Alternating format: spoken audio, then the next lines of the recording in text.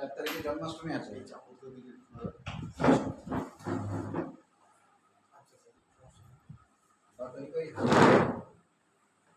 6 তারিখে আপনার নিমন্ত্রণ আচ্ছা জায়গা আছে। হ্যাঁ sir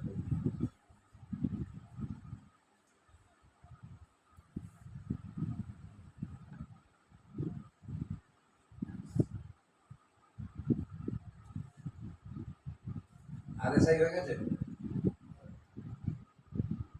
MA cross over,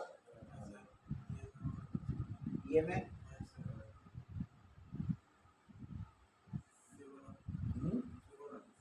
Fibonacci আমার ইনভার্টার ইন্ডিকেটর কোনটা? আর আরেকটা ছিল স্যার ইএমএল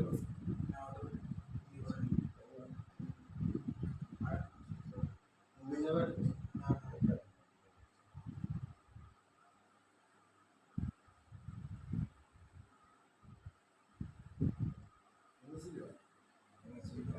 না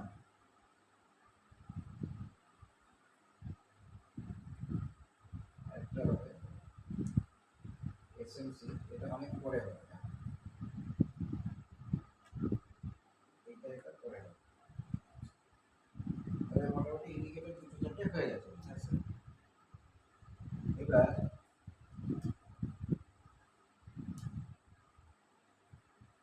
একটু স্টক মার্কেটের ব্যাপারে বলি।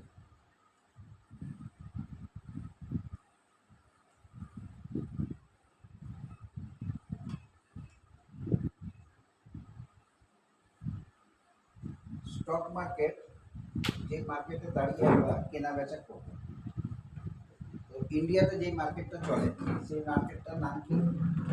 ন্যাশনাল স্টক এক্সচেঞ্জ বা বম্বে স্টক এক্সচেঞ্জ, এই দুটোই চলে। বম্বেতে প্রায় 7,000-8,000 মানে কোম্পানি আছে লিস্টেড, 20% কোম্পানি প্রায় বন্ধ রয়েছে, চুপচাপ পড়ে আছে। আর NSE-তে প্রায় 3500 কাছাকাছি মানে কোম্পানি আছে, তার মধ্যে 1% মধ্যে আছে যেগুলো চলে 1 থেকে 2%। তাহলে এই যে দুটো মার্কেটের মধ্যে এতটা ডিফারেন্স কেন? BSE আর NSE, বম্বে স্টক এক্সচেঞ্জ আর ন্যাশনাল স্টক এক্সচেঞ্জ দুটো তফাৎ কেন? ওই কাছে লাইটটা লাগবে, ঠিক আছে বলো।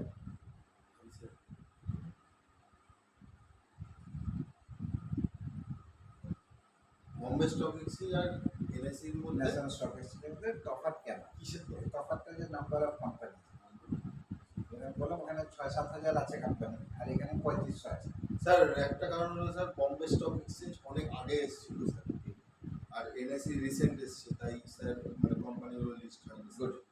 আর দ্বিতীয় কারণ যে ওইখানে 20%-এর মতন কোম্পানিগুলো বন্ধ রয়েছে বা ইউজ হয় না, আর এখানে 2%-এর মতন আছে। এর সিস্টেমের কারণটা কি?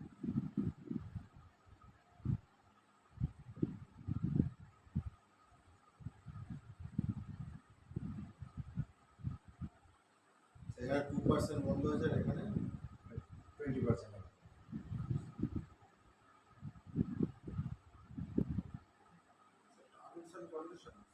টার্মস অ্যান্ড কন্ডিশনস কীরকম বলো? হয়তো আলাদা হবে। রুলস অ্যান্ড রেগুলেশন তো সবার জন্য একই হয়, কারণ না মানে NSE-তে আসবে না, সব BSE-তে চলে যাবে। এটা কিছুটা স্যার 20% বন্ধ আছে স্যার, কারণ ওইখানে যে বম্বে স্টক এক্সচেঞ্জে যেগুলো মানে আপনার লিস্ট হয়েছে সেগুলো এখন বর্তমানে রান করছে না যেহেতু ম্যানেজমেন্টের কারণে। ওই কারণ না। এবার বলি, তুমি গেছো কিছুটা 2000 সালের NSE ডেভেলপমেন্ট, NSE-টাকে কীভাবে তৈরি করা হয়েছে তার একটা ব্যাকগ্রাউন্ড জানা দরকার। NSE তৈরির আগে আমাদের দেশে রিজনাল স্টক এক্সচেঞ্জ ছিল।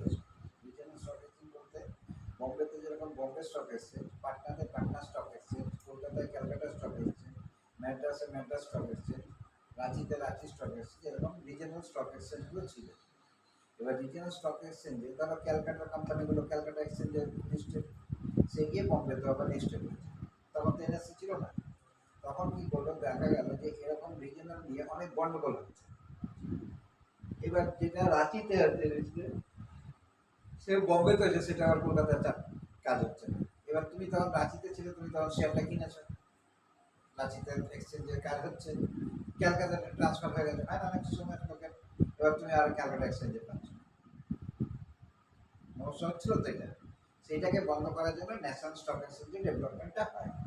আর ন্যাশনাল স্টক এক্সচেঞ্জ পুরোপুরি কম্পিউটারাইজ সিস্টেম দিয়ে স্টার্ট হয়, যেটা বম্বের ক্ষেত্রে ম্যানুয়াল ছিল পুরোপুরি ব্যাপারটাতে। এইবার কি হয়, সবার আগে যে এক্সচেঞ্জটা আসছে তার রুলস এন্ড রেগুলেশন অনেক পরে তৈরি হয়, আর যেটা পরে আসে সেটা তো আগে একটা এক্সিস্টিং আছে বলে ওটাকে দেখে দেখে লুপহোলস গুলোকে, প্রবলেম গুলোকে সলভ করে আসে। এটা সঠিক না বেঠিক, এটাই পদ্ধতি। ধরো ক্লাস একটা স্কুল খুলেছে, ও ক্লাস 5 অবধি পড়াচ্ছে, সেই 5 অবধি পড়াচ্ছে, রুলস এন্ড রেগুলেশন যত কিছু ঝুট ঝামেলা নেই, পড়াচ্ছে স্কুল। এইবার 2 বছর 5 বছর পড়ানোর পরে একটা কিছু অভিজ্ঞতা সঞ্চয় করেছে কি করেনি স্কুলে, তারপরে ও 6, 7, 8 খুলেছে, তখন ওই প্রবলেম গুলো কি 6, 7, 8 এ থাকবে? কেন, অত শর্ট আউট করে নিয়েছে এই প্রবলেম গুলো হয়। তারপরে ও পড়াতে পড়াতে আবার কিছু প্রবলেম এসছে, 9, 10 যখন খুলেছে তখন এই সবগুলো তো করে নিয়েছে। তাহলে কি হচ্ছে, স্টেপ বাই স্টেপ যখন আপগ্রেড করছে তখন সলিউশনস মেকারও তো হচ্ছে ওটা। ঠিক এইখানে ক্ষেত্রে কি হলো, যখন আমি বম্বে স্টক এক্সচেঞ্জে গেছি, এখানে যা তা কোম্পানিতে লিস্টেড, অত রুলস এন্ড রেগুলেশনস কত কিছু নেই, আর তখন তো সিস্টেমটা পুরো ম্যানুয়াল সিস্টেম। এবার ম্যানুয়াল সিস্টেমে কোথায় কি হচ্ছে, কটা লোক আর যখন পৌঁছাচ্ছে ততক্ষণে স্ক্যাম ট্যাম হয়ে গেছে যা হবে। কিন্তু কম্পিউটার সিস্টেমে কি আছে, যখনই কম্পিউটারে গেল এটা তো ওয়ার্ল্ড ওয়াইড যে কোনো জায়গায় দেখা যাচ্ছে, তো সেই জায়গাটাতে কি হচ্ছে, প্রথম দিকে যত কোম্পানি আছে সেইগুলো তো বন্ধের দিকেই রয়েছে, তাহলে পার্সেন্টেজটা বেড়ে যাবে কি যাবে না? এইবার দেখা গেল কি 3,500 কোম্পানি যেগুলো লিস্টেড উইথ এনএসসি, তার 2% বন্ধ, তো তাহলে বম্বে স্টক এক্সচেঞ্জের ওইগুলোরই 2%ই বন্ধ, আর বাকি 18% পুরোনো গুলোর বন্ধ। এটা ক্লিয়ার হলো? তাহলে সলিউশনটা ওইখানেই ছিল, যে পুরোনো জায়গায় রয়েছে ওইগুলোর তো সমস্যা ছিল, ওগুলো তার ডিলিস্ট হয়নি মার্কেট থেকে।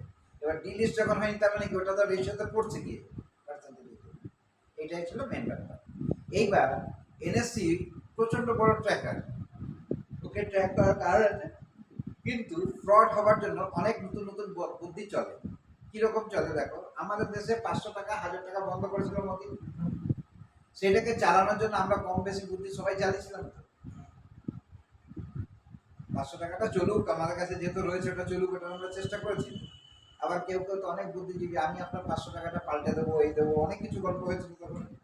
তো এইটা কেন হয়েছিল, ওটা গভর্নমেন্টের এগেস্ট হয়েছিল কি গভর্নমেন্টের ফলে হয়েছে? এগেস্টই হচ্ছে। কেন, গভর্নমেন্ট জিনিসটাকে বন্ধ করতে চেয়েছে, আমরা ওটাকে চালাতে চাইছি, এটাই তো হচ্ছে ব্যাপারটা। কিন্তু at the end of the year, মানে ডিসেম্বর আস্তে আস্তে এগুলো পুরো বন্ধ হয়ে গেছিল। ওই নোট তোমার বাড়িতে আমার বাড়িতে পড়ে থাকলো, কোনো ইউজলেস জিনিস তো, এটা একটা কাগজ, ম্যাটার করে না। ওটা তুমি 500 টাকার একটা বান্ডেল রেখে দিলেও কোনো ম্যাটার করে না, ওটাতে জাল আর আসল নোটেরও কোনো ম্যাটার করে না। কিন্তু এখনকার 500 টাকার নোটটা যেটা তোমার কাছে রয়েছে, সেটা পুরো বান্ডেলটা ধরো জাল নোট রয়েছে, ওটা ম্যাটার করে কি করে? তুমি যদি চালিয়ে দিতে পারলে ম্যাটার করলো না, যদি চালাতে না পারলে তাহলে ম্যাটার করবে কেন, 50,000 টাকা তোমার আটকে গেল। এবার জেল খাটতে হতে পারে, বা প্রশ্নের উত্তর দিতে হতে পারে সরকারকে, এই নোটগুলো পেলে কোথা থেকে, বান্ডেলটা একটা দুটো এখানকার থেকে বেরিয়ে আসতে পারে, কিন্তু বান্ডেল পাওয়া মানে কি, you are engaged in this business, কি তাহলে তোমার উত্তর দেওয়ার জায়গাটা অনেক কমে যাবে না, সংকুচিত হয়ে যাবে। তাহলে ঠিক ওই রকম ভাবে এখনকার দিনে যে কোম্পানিগুলো লিস্টেড হয়, মানে খারাপ হয় তা না, কিন্তু খারাপও হয়, কিন্তু এই জায়গাটাতে দাঁড়িয়ে স্ক্যানারের ভিতর দিয়ে আসতে হয়। খারাপ হয় কিরকম, ওলা একটা ব্র্যান্ডেড কোম্পানি, কিন্তু আজকে ওর শেষ হয়ে গেল, তো ওর বিজনেস মডেলটা চলেনি, তাই জন্য মার্কেটের শেয়ারের প্রাইস শেষ হয়ে গেছে। জোম্যাটো মাঝখানে পড়ে গেছিল প্রচন্ড, আজকে আবার জোম্যাটো দাঁড়িয়ে গেছে, কারণটা কি, ওর বিজনেস প্রসিডিওরে কিছু ভুল হয়েছিল, ওটাকে রেক্টিফাই করেছে, আবার জোম্যাটো দাঁড়িয়ে গেছে। টাইটেন, একসময় টাইটেন কোম্পানিটা বন্ধ হয়ে গেছে, কিন্তু সেই সময় কোম্পানিটা বন্ধ হয়ে গিয়ে আজকেও কি ভ্যালুয়েশন দিয়েছে লোককে, 30-40 টাকা শেয়ারটা আজকের ডেটে দাঁড়িয়ে কত হয়ে গেছে, 29,000। তাহলে এই যে জায়গাটা, ও খারাপ হয়েছে কিন্তু তারপরে নিজেকে রিভাইভ করে নিয়েছে তো।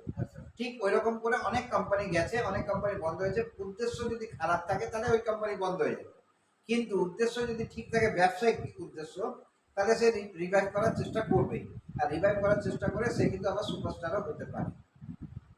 তার মার্কেট এমন একটা জায়গা, যেই মার্কেটের জায়গাতে আসলে আমরা মাল্টিপল টাইমসে ইনকাম করতে পারি, এইরকম জায়গা ভাবনা নিয়ে আসতে হবে। বেয়ার যখন আমি সাধারণ মানুষ হিসাবে থাকবো, আমাদের তখন পার্সেন্টেজ গেমে খেলতে হবে। কিরকম, আমি যখন ব্যাংকে টাকা লাগাবো বা মিউচুয়াল ফান্ডে টাকা লাগাবো, আমাদের রিটার্ন আসার জায়গাটা পার্সেন্টেজে ক্যালকুলেট। কেউ কি বলেছে যে আমি মিউচুয়াল ফান্ডে 1,00,000 টাকা রাখলাম, আমি এটা 20 বছর পরে 20 টাইমস নেব? এরকম কিন্তু কথা কেউ বলে না। এখানে কথা হয় কি, I can get 14 to 15% on an average, পার্সেন্টেজে বলা। কিন্তু যখন আমি স্টক মার্কেটে আসবো, স্টক মার্কেটে যখন আমি এন্ট্রি করে গেলাম, আর আমার উদ্দেশ্যটা লং টার্ম, আমি বিজনেসের জন্য এখানে এসেছি, তখন আমার কিন্তু চেঞ্জ অফ মাইন্ড করতে হবে। চেঞ্জ অফ মাইন্ড কি, I can go for multiple of Times. কিরকম? একজন লোক তার ছেলের জন্মদিনে অনেক গিফট পায়, 8 বছর 9 বছরের ছেলেটার বয়স, গিফট একটা বড় লোকের ছেলে, স্টক ব্রোকারের ছেলে, মানে স্টকের সাথে রিলেটেড কোম্পানির ছেলে। ওর জন্মদিন, 9 বছরের জন্মদিনে অনেক অনেক খেলনা দিয়েছে। বড় লোকের বাড়ির ছেলে যখন জন্মদিন হবে, কোয়ালিটি হবে, আমাদের তো নিশ্চয়ই একটা ছোট্ট গিফট কিন্তু পৌঁছাবে না, আর ওখানে লিমিটেড লোকের নিমন্ত্রণ থাকে। তো একজন লোক ওকে একটা কাগজে করে একটা করে দিয়েছে, কাগজ। সব কিছু হওয়ার পর বাবা মারা দেখে তো কি গিফট পেয়েছে না পেয়েছে, পরের দিন দেখছে, তো দেখছে ওর মধ্যে 250 খানা শেয়ার দিয়েছে এইচডিএফসি ব্যাংক। ঠিক আছে, তাহলে এইচডিএফসি ব্যাংকের তখন শেয়ারের দাম ছিল 180 রুপিস। তো 40,000 টাকার মতন গিফট দিয়ে দিয়েছে, 40-45,000 টাকা। তো বড় লোকদের কাছে 40-50,000 টাকাটা বড় অ্যামাউন্ট না, কিন্তু দেখো প্রত্যেকটা গিফট এইটাকে বাদ দিয়ে যা পেয়েছে ইট ইজ ডেপ্রিসিয়েবল। খেয়াল করে দেখো, তুমি আমরা যা নর্মালি গিফট দিই বা পাই ওগুলো সব ডেপ্রিসিয়েবল, মানে ধীরে ধীরে শেষ হবেই। খালি এই একটা গিফট ছিল যেটা অ্যাপ্রিসিয়েট করবে। খেয়াল করে দেখো, তাহলে চেঞ্জ অফ মাইন্ড কোথা থেকে স্টার্ট হয়, বুঝতে পারছি ব্যাপারটা? আমরা লোককে, বাচ্চাকে যা গিফট করি, 500 টাকা রাখ, এটা ডেপ্রিসিয়েবল, কারণটা কি 500 টাকাটা খরচা হবেই। কিন্তু যদি আমি একটা 500 টাকার একটা শেয়ার কিনে ওকে দিতে পারি, সেটা কিন্তু অ্যাপ্রিসিয়েবল, সময়ের সাথে সাথে বাড়বে। ওইটা শেয়ারটা নিয়ে গিয়ে বেঁচে দেবো, এই করবো, এইসব তো করতে পারছে না, তার মানে হোল্ড করছে, আর হোল্ড মেক্স ইউ মাল্টিপল। তথ্যটা কি হলো শেয়ার মার্কেটে, বোঝা গেল? তুমি যতক্ষণ হোল্ড করবে ততক্ষণ তোমার একটা মাল্টিপল হবে। এইবার কাকে হোল্ড করবে? বালিকে হোল্ড করো, 20 বছর পরে হাত খালি করা যাবে কি? তাহলে এটা অ্যাপ্রিসিয়েট হচ্ছে না। এইবার তুমি সিমেন্টকে করো, দলা পেকে যাবে, তাহলে এটাও অ্যাপ্রিসিয়েট হচ্ছে না। যদি স্টোন চিপকে ধরো, তোমার হাত নষ্ট হয়ে যাবে, তাহলে তোমার এই কন্টেনারটাই নষ্ট হয়ে গেল স্টোন চিপ থেকে। এইবার তুমি স্পিরিট ধরো, কিছুক্ষণ পরে উড়ে যাবে। তুমি অ্যাসিড ধরো, খতরনাক জিনিস, আমার হাত নষ্ট হয়ে যাবে। তাহলে তুমি কি ধরছো তার উপর নির্ভর করছে না, ওটা অ্যাপ্রিসিয়েট করবে না ডেপ্রিসিয়েট করবে। তাহলে এই যে জায়গাটা, তুমি যখন স্টক মার্কেটে আসছো, what you want to take with you, তুমি কি নিজের সাথে নিয়ে যেতে চাইছো, তার উপরে নির্ভর করবে ওটা মাল্টিপল হবে না ডেপ্রিসিয়েট। ঠিক? তা আজকের ডেটে দাঁড়িয়ে থেকে মার্কেটে, শেয়ার মার্কেটে যখন আমি এন্ট্রি করছি, তো মার্কেটে 2-3 রকমের বিজনেস চলে। কিরকম চলে? কিছু বিজনেস আছে যেগুলো শর্ট টার্ম রিটার্ন দেওয়ার মতন জায়গা রাখে। আর শর্ট টার্ম রিটার্নটা কীরকম? শর্ট টার্ম রিটার্নটা হচ্ছে গিয়ে যে আমরা অলিম্পিক গেমস হয় বা স্পোর্টস হয়, দেখেছি তো, যেই স্পোর্টসটা শর্ট টার্মের জন্য হয় সেটা দেখবে স্পিড বেশি থাকে। 100 মিটার 200 মিটার এগুলো স্পিড, কিন্তু যে 42 কিলোমিটার দৌড়ায় সে কি ওই স্পিডে দৌড়ায়? সে কিন্তু একটা রিদিমে রেখে কাজ করে। তাহলে এই রিদিমটার থেকে আমরা কি বুঝতে পারি যে ও চ্যাম্পিয়ন হয়ে যাবে? দৌড়াচ্ছে দৌড়াচ্ছে দৌড়াচ্ছে দৌড়াচ্ছে করতে করতে একটা সময় পরে দেখবে যে প্রথমে ছিল সে নেই, আর যে মাঝখানে ছিল সে এগিয়ে চলে গেছে লাস্ট অব্দি, হয় না? তার মানে কি, এমন কোন একটা জিনিসকে আমাকে ধরতে হবে লং টার্মের জন্য, যেটা আমার লং টার্ম চলতে পারে। আমি এখন ধরে নিলাম কি, আমাদের যে আছে ফাস্টেস্ট ম্যান, কি নাম? ওসেন বোল্টকে ধরে আমি ভাবলাম যে আমি লম্বা রেস দৌড়াবো, হবে? হবে না। কারণটা কি, ওর ওই লম্বা রেসের জন্য না, ও 100 মিটারে 100 খানা দৌড়ে দেবে তোমাকে স্পিডে, কিন্তু 100 মিটার 100 বার দৌড়ালেও কিন্তু 10 কিলোমিটারই হবে, কিন্তু আমার তো 42 কিলোমিটার দৌড়াতে হবে। তাহলে আমাকে যেই লোকগুলো 42 কিলোমিটার দৌড়ায় তার সাথে যোগাযোগ করতে হবে। ঠিক ওই রকম করে আমি যখন স্টক মার্কেটে ঢুকবো, তা আমার কাছে বিজনেসের পারফরম্যান্সগুলো দেখতে হবে। এখনকার দিনে মার্কেটে হচ্ছে সেমিকন্ডাক্টর চলে মার্কেটে, আর চলে ড্রোন, এআই বেসড বিজনেসগুলো। তো এইগুলো তোমাকে হাইলি রিটার্ন দেবে, কিন্তু এটা ফিউচার আছে কি? বেশি ফিউচার নেই কিন্তু। কারণটা কি, আজকে যে এআই মডেলটা চলছে চ্যাট জিপিটি, দেখছো? চ্যাট জিপিটিকে ওভারকাম করার জন্য একটা কোনো কোম্পানি চলে আসবে না আগামী দিনে? ক্লড এসছে, ক্লাউড এসছে তো, আরো আগামী দিন আরো আসবে, আসবে। কোয়ান্টাম কম্পিউটার্স আসবে যখন, তখন আরো বেশি কিছু আসবে। তাহলে এই জায়গাটাতে দাঁড়িয়ে এদের ফিউচারটা কি লিমিটেড হয়ে যাচ্ছে না তখন? কারণ কি, মানুষ অ্যাপ্রিসিয়েট করা যাচ্ছে তো ব্রেনকে, যত বেশি অ্যাপ্রিসিয়েট করা যাচ্ছে তত বেশি ওই টাইপের জিনিস আসবে। তাহলে টেকনোলজিক্যাল শেয়ারগুলোর একটা লিমিটেশন আছে টাইমের, কেন নতুন টেকনোলজি চলে আসবে পৃথিবীর মধ্যে, তখন এই টেকনোলজিটা পিছিয়ে গিয়ে তখন আমাদের কাছে আজকে চ্যাট জিপিটি ভগবান মনে করো, যা চাইছি উত্তর পাচ্ছি, কিন্তু আজকে থেকে 10 বছর পরে এটা নাও তো থাকতে পারে। তখন তো আমাদের কাছে যা চাইছি উত্তর চাইলে গুগল ছিল না শেষ কথা, আজকে থেকে 2 বছর আগেও তো গুগলই শেষ কথা ছিল। 2 বছর পরে চ্যাট জিপিটি এসছে, তার প্যারালাল জেমিনি চলে এসছে, এদিকে জেমিনিকে ওভারকাম করার জন্য ক্লড চলে এসছে। এরকম করে ডেভেলপমেন্ট চলছে তো, মানে কি আমরা তো এরারটা বুঝতে পারবো না বেশি, কিন্তু যারা এর সাথে লিঙ্ক বা এটাকে ইউজ করে যারা, তারা এর এরারগুলো বুঝছে তো নতুন আসাতে। ক্লড আমাদের কাছে আর জেমিনি বা চ্যাট জিপিটি খুব একটা ডিফার করে না আমাদের কাছে, আমাদের মতন লোকেদের কাছে, কিন্তু যারা এর সাথে রিলেটেড পিওরলি তাদের কাছে কিন্তু ভ্যালু আছে এই তিনটে। আমাদের কাছে মাইক্রোসফট বিরাট পাওয়ারফুল জিনিস, কম্পিউটার মানেই মাইক্রোসফট, কিন্তু মার্কেটে মাইক্রোসফট ছাড়াও তো অনেক কিছু আছে যেগুলো আমাদের প্রয়োজন নেই বলে আমরা জানি না। ক্লিয়ার? তাহলে বিজনেসেও 3 রকম জিনিস আছে, কিছু জিনিস আছে কনজিউম করা যায় আর কনজিউম করতেও হবে, এরকম প্রোডাক্টগুলোর মার্কেট চিরস্থায়ী থাকে। খেয়াল করে দেখো, হিন্দুস্তান ইউনিলিভার আছে কি নেই? ওটা ছাড়া তো 40 রকম সাবান, 30 রকম ডিটারজেন্ট, 15 রকম টুথপেস্ট, এগুলো আছে তো। এইগুলোকে ছাড়া তুমি কাকে দিয়ে চলবে জীবনে? সকালে ঘুম থেকে উঠলে এই 3টে জিনিসের ব্যবহার আছে আমাদের ঘরে। তুমি হামাম করো না তো রেক্সোনা করো, রেক্সোনা করবে না লিনিন করবে না লাক্স করবে, কিছু তো করতেই হবে তোমাকে। তাহলে প্রত্যেকটা বাড়িতে কিন্তু প্রোডাক্টটা ঢুকে গেছে, তো সেইটা ধীরে ধীরে ধীরে ধীরে ধীরে ধীরে প্রফিট হয়ে যায়। ওরা কিন্তু ফাস্ট মুভমেন্ট করে না, ওদের কিন্তু চেঞ্জ রেঞ্জটা ধীরে ধীরে। আজকে দেখবে হিন্দুস্তান ইউনিলিভারের শেয়ার প্রাইস ধীরে ধীরে ধীরে ধীরে মাল্টিপল হয়েছে, কিন্তু স্লো প্রসেসে হয়েছে। কেন? প্রফিট মার্জিন তো এক কথা নেই, কেন রোজ ইউজ হওয়া জিনিসের প্রফিট মার্জিন রাখবে কি? কিন্তু ওয়ারাস দেখবে একটা দুধ পাওয়া যায় মিল্ক মেড, নাম শুনেছো, ডাব্বায় বিক্রি হয়, ওটা কি আমাদের দুধের থেকে বেশি বিক্রি হয়? ওটা কোথায় বিক্রি হয়? কোনো ক্ষীর জাতীয় জিনিস বানাতে হবে তখন ওটার ইউজ হয় ক্যানটা, ওটার দামও কিন্তু এই দুধের থেকে অনেক বেশি, কিন্তু তা সত্ত্বেও কিন্তু এটা বিক্রি বেশি হয় না, কারণ ওটা নষ্ট হওয়ার একটা ব্যাপার আছে। আর আমরা যে দুধটাকে ইউজ করি ওটা দিনের দিন ইউজ করছি, 2 দিন ইউজ করছি, শেষ হয়ে যাচ্ছে, ফ্রিজে রাখা থাকলে 7 দিন আর ইউজ করতে পারছি। কিন্তু মিল্ক মেডটা যখন তুমি নেবে, ওটা কিন্তু দুধ বানিয়ে খেতে পারছো না, ওটাকে দিয়ে তোমার মিল্কের কোনো প্রোডাক্ট বানাতে হবে যখন, তখন তুমি এটাকে ইউজ করছো। তাহলে ওইটা এত গাঢ়, তুলনামূলকভাবে সস্তা, টিকবে বেশি দিন, 1 বছর আর থাকবে, একটা ক্যানের মতো ডেট লেখা থাকে, কিন্তু আমার দুধ 1 বছর থাকছে না। তাহলে তারপরেও কিন্তু ওইটার বিক্রি কম, দুধের দুধ বিক্রি বেশি বাজারে। তো এইরকম ভাবে কোম্পানিগুলোকে বুঝতে হবে। এবার যখন আমি কোম্পানিকে খুঁজতে বেরিয়েছি, তখন আমার ভিউ অফ থিঙ্কিং ঠিক করতে হবে যে আমি কত দিনের জন্য আমি এই কোম্পানিতে ওনারশিপ নিচ্ছি। ওয়ার্ডটা কি হবে? আমি কত দিনের জন্য ওনারশিপ নিচ্ছি। তো ওনারশিপ নেওয়া মানে কি? মালিকানা। আমি এই বাড়িটা কত দিনের জন্য কিনছি, এইভাবে কি কিনি কেনার সময়? আমি আজকে কিনলাম, 1 সপ্তাহ পরে বেঁচে দেবো। হ্যাঁ হ্যাঁ, ফ্ল্যাটে ওখানে লেখা থাকে 99। ওটা তো প্রপার্টি ফ্ল্যাট কিনলে লেখা থাকে, ওনারশিপ জানা তো এই জন্য। তাহলে আমি যখন কিনছি জিনিসটা ওনারশিপ নিচ্ছি, তখন কিন্তু টাইম বাউন্ডেশন আসে না কোথাও, ঠিক না? কিন্তু যখন আমি রেন্ট নিচ্ছি তখন দেখো বাউন্ডেশন চলে আসবে, 2 বছরের জন্য, 1 বছরের জন্য, 3 বছরের জন্য, আসে কি আসে না? ঠিক ওই রকম করে যখন তুমি স্কুলে যাচ্ছ, স্কুলে যখন নাম লেখাচ্ছ, একবারে কেজিতে লেখাচ্ছ, কেজি সেকশনটা তো 2 বছর পড়বে, 1 থেকে 5 অব্দি 5 বছর পড়বে, তারপরে মিডল সেকশন 3 বছর পড়বে, 12 অব্দি পড়বে 4 বছর, তারপরে তুমি পড়তে পারবে? পড়তে পারবে, যদি ফেল করতে থাকো প্রতি বছর তাহলে তুমি ডবল পড়ে ফেলাবে, এর বেশি তো নেই। তাহলে তোমার একটা টাইম লিমিট আছে এখানে। কিন্তু যখন তুমি ওনারশিপ নিচ্ছ যে আমি এই স্কুলটার মালিক হবো, তখন তুমি বলবে না আমি 16 বছরের জন্য মালিক হবো। নেই তো, কেন আমার ছেলেটা এখানে ভর্তি হয়েছে, আমি মালিক হলাম, ছেলেটা বেরিয়ে যাবে, আমি মালিক হলাম, ছেড়ে দেবো, হবে না এরকম। আমি টিচার হতে পারি, সেখানে টাইম বাউন্ডেশন হতে পারে যে আমি 15 বছর 16 বছরের জন্য টিচিং জবটা করবো, এটা হতে পারে। কিন্তু যখন ওনারশিপ আসবে তখন কিন্তু কোনো টাইম লিমিট।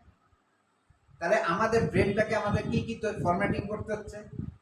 আমি যখন শেয়ার কিনতে যাচ্ছি, তাহলে আমাকে ওনারশিপ নিতে যাচ্ছি, তাহলে আমার টাইম ফ্রেম বলে কোনো ওয়ার্ড নেই কিন্তু ব্রেনে। কেন? ওনারশিপের জন্য হচ্ছে গিয়ে কি, আমি মালিকানা নিয়েছি এই বাড়িটা, হঠাৎ করে জানতে পারলাম আমাদের জিও জিওলজিক্যাল ডিপার্টমেন্ট বললো এই রেঞ্জটা ভূকম্প মানে ভূমিকম্প আসতে পারে সবসময়, তাহলে আমার তখন কিন্তু টাইম লিমিট শেষ হয়ে গেল, কারণ কি আমি এটাকে বেঁচে দিয়ে বেরিয়ে যাবো, কেন কোলাস করতে হবে তো বাইকটা। এটা আলাদা কেস, কি অ্যাক্সিডেন্টাল ঘটনাতে আমি বেরিয়ে গেলাম এখান থেকে জানার পরে।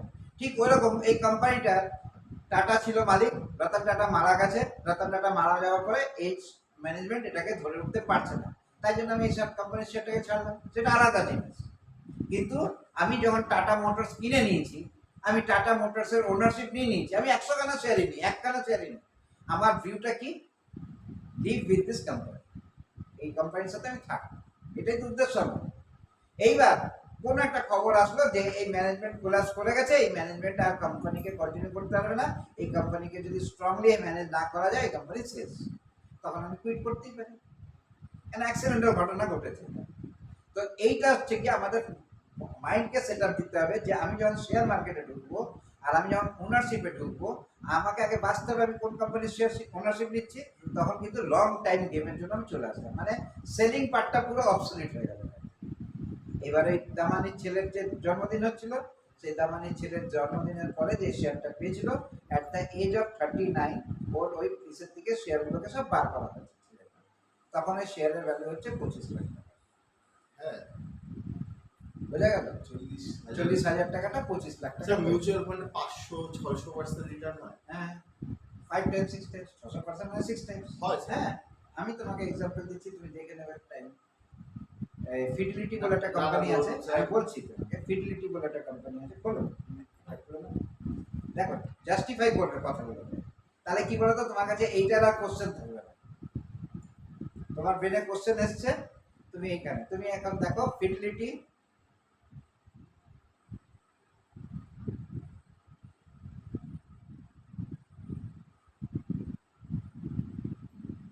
পিডিএসএ ফিডিলিটি মিউচুয়াল ফান্ড, ন্যাসড্যাক, আর ন্যাশনাল, আমাদের এনএসসি কি আছে, Nifty, mid cap,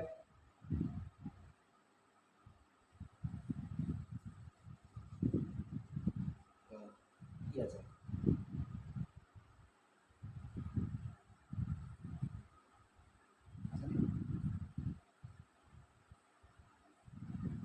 small mid cap. Mid cap এসছে। এবার এটা স্টার্ট কবে হয়েছে দেখো,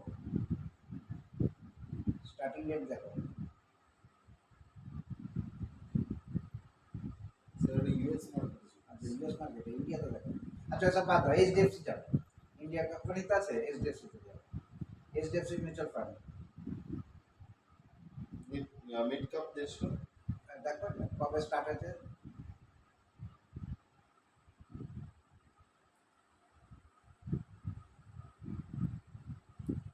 23 সালে। 2023, বাদ দিয়ে দাও, ইএলএসএস দেখো, এইচডিএফসি ইএলএসএস,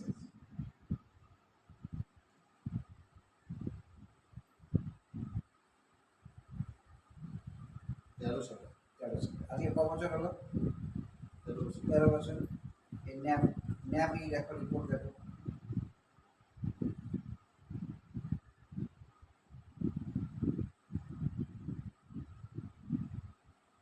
কত চলছে ন্যাব,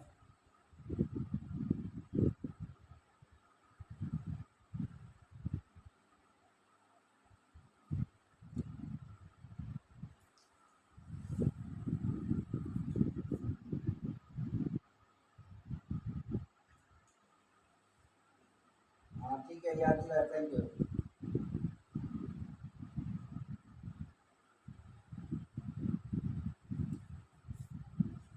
পেয়েছো ন্যাব, দেখো এইচডিএফসি ইএলএসএস ন্যাব, বাস এইটুকু দেখো।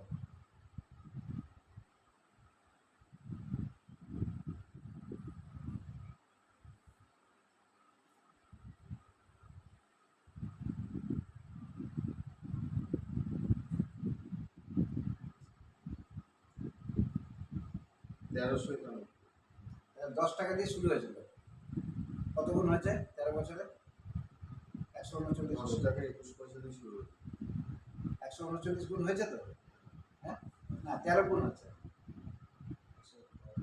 তোমার 5 টাইমস 6 টাইমস বলছে, 13 বছরে 13 গুণ, আর কি চাই, আর কেউ চাই বলো? মিউচুয়াল ফান্ড রিটার্ন দেয় তো? কিন্তু স্যার আমি তো মাসে মাসে দিচ্ছি স্যার। হ্যাঁ, কেন না? তুমি তোমার টাকাটা ওইভাবে ধীরে ধীরে বাড়বে। ওটা হয়তো এত গুণ হবে না, তোমারটা তো 5 গুণ 6 গুণ হয়ে গেছে যদি 13 বছর ধরে এসআইপি করো। এটারও আমি তোমাকে চার্ট সব দেখিয়ে দিচ্ছি, তোমাকে এখানে দেখতে পাবে। ঠিক আছে, কোনো অসুবিধা নেই, এগুলো সব পাওয়া যায়। এখনকার দিনে আমাদের কাছে যে একটা হ্যান্ডি মেশিন আছে না, ওখানে অনেক কিছু পাওয়া যায়। খালি পাওয়া যায় না আমার ভবিষ্যতে কি হবে। ওটাও পাওয়া যায় স্যার, অ্যাস্ট্রোটোগ্রাম। ও ফালতু কথা। তো সেই জায়গাটাতে দেখো, আজকে আমরা মার্কেটে এন্ট্রি করে গেছি। হ্যাঁ। মার্কেটে এন্ট্রির সময় আমাদের কাছে ভিউটা কি রয়েছে? টাইম ফ্রেম নেই, সেলিং পয়েন্ট নেই, জাস্টিফিকেশন বা অ্যানালিসিস অফ দ্য শেয়ার বা কোম্পানি। এটা করতে হবে আগে আমাকে, আমি কোন কোম্পানিতে যাচ্ছি, কি টাইপের কোম্পানি এটা। এইবার আমাদের 4 হুইলার কোম্পানি আছে যতগুলো, মাহিন্দ্রা আছে, মারুতি আছে, টাটা আছে, আর কিছু আছে আমাদের লিস্টেড কোম্পানি, হোন্ডাই আছে। এই চারটের মধ্যে আমাকে যদি সেরাটাকে বেছে ইনভেস্টমেন্ট করতে হয়, আমাকে তাহলে 3-4টে জিনিস দেখতে হবে। মার্কেট প্রাইস, পিই রেশিও, আর কি দেখতে হবে? সেলসটা দেখতে হবে, আরওআই, আরওসিই, এইগুলো দেখতে হবে। দেখার পর দেখলাম চারটেই গায়ে গায়ে আছে, তার মানেটা কি? চারটেরই ফিউচার সেম সেম রয়েছে। ক্লিয়ার? এটা নিয়ে আর কোনো কথা নেই। এইবার আমি দেখলাম যে 4 চাকার দিকে যাব না, আমি একটুখানি গেলাম মোবাইলের দিকে। দেখো মোবাইলে কোনো লিস্টেড কোম্পানি নেই, ঠিক? কিন্তু মোবাইল ম্যানুফ্যাকচারিং কোম্পানি একটা আছে, যার নাম হচ্ছে ডিকসন। ও স্যামসাং কেও দেয়, ভিভো কেও দেয়, ওপো কেও দেয়, রেডমি কেও দেয়। আর ওদের কোয়ান্টিটি এরকম না যে স্যামসাং গুলো 500টা মানে ফোন বানিয়ে দাও, তা না। কিন্তু অ্যাপেল বানা ইন্ডিয়ার অন্য একটা কোম্পানি। তো এই যে স্যামসাং ওকে বললো, এখানে যদি এগুলো লিস্ট হয়ে যেত এই কিন্তু হাই প্রাইস হয়ে যাবে। কারা এই ভিভো হবে না তো, লিস্ট করতে দেবে না তো, এটা চাইনিজ কোম্পানি। এই যদি চাইনিজ ইন্ডিয়ান মেকার হয়ে যেত তখনই আবার দিত। এই জন্য ডিকসনের লিস্টিং আছে। মেড ইন ইন্ডিয়া যদি করে পারতো, ওই তো যায়নি তো, ওই জন্য তো ডিকসনকে দিল এতদিনে। আগে ছিল না। আগে ডিকসনের এখন শেয়ার প্রাইস দেখো, দেখো আবার ডিকসন দেখো, তাহলে বুঝতে পারবে ডিকসনের ফিউচার কি আছে। কেন? ওর অর্ডারের অভাব নেই। স্যামসাং বললো 5 লাখ ফোন বানাও, ভিভো বলছে 3 লাখ ফোন বানাও, ওপো বলছে 5 লাখ ফোন বানাও।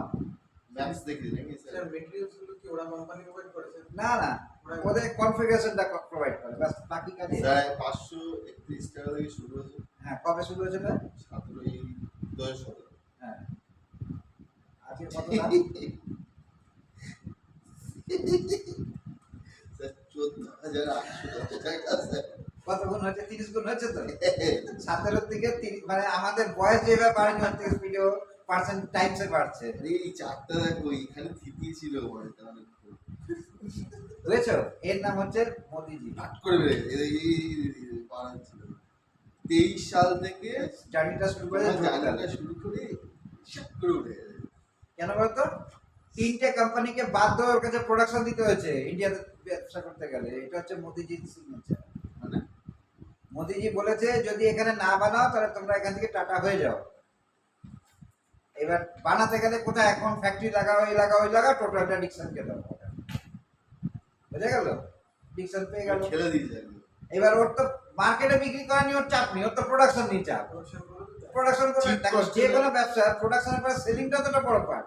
আর এদের সেলিংটাই তো দরকার নেই, আর প্রোডাকশনটাই এখন চাপের মধ্যে যে কতটা মাল দিতে পারবো আমরা, তাই না? তাহলে এবার দেখো এটা স্যামসাং, অনেক আগের কোম্পানি। এই তো 17 তুমি তো দেখলে 17 শুরু এটা হয়েছে। একটা কোম্পানি ছিল ছোটখাটো, ওইটাকে মোদি আসার মেক ইন ইন্ডিয়া বানালো যখন, তখন ডিকসনটাকে ম্যানুফ্যাকচারিং হাব বানিয়ে দিল। এবার ডিকসনকে জমি দিল 17 একর জমি, 18 একর জমি দিয়ে ওর প্ল্যানটাকে বড় করলো, পুরো মেকানাইজড করে দিল। করে দিয়ে স্যামসাংকে দিয়ে অর্ডার দেওয়া হলো। ফার্স্ট আসলো স্যামসাং, স্যামসাংকে দেখে অন্য কোম্পানিরা আসা শুরু করলো। কিন্তু অন্য কোম্পানিরা এসে দেখছে যে এখানে বানালে আমার প্রফিটেবিলিটি আসছে না। তো ভিভো, টিভো, রেডমি এরা সাইড হয়ে গেল, এখান থেকে চায়না থেকে আনছে। এবার কি করলো গভর্নমেন্ট আসতে করে ওদের উপরে রিপ মেরে দিল। না না, ওদেরকে মেরে দিল ওই যে সেন্ট্রাল এক্সাইজ। মানে এদিকে বাড়ি দিই। হ্যাঁ, এইদিকে এক্সাইজ বাড়ি দিল। এবার ওই মাল এসে বাড়ি এসে কম্পিট করতে পারছে না এখানে, কেন ওইখানে রেট বাড়ছে, এখানে 70% কম্পিট করে দিল, সেন্ট্রাল এক্সাইজ মেরে দিল। এবার 10,000 টাকার মালটা আসতেই 17,000। এবার 17,000 নিয়ে ও বেচবে কোথায়? বাজারে তো 19,000 টাকা দামই আছে মোটে, তাহলে ও পারবে না বেচতে।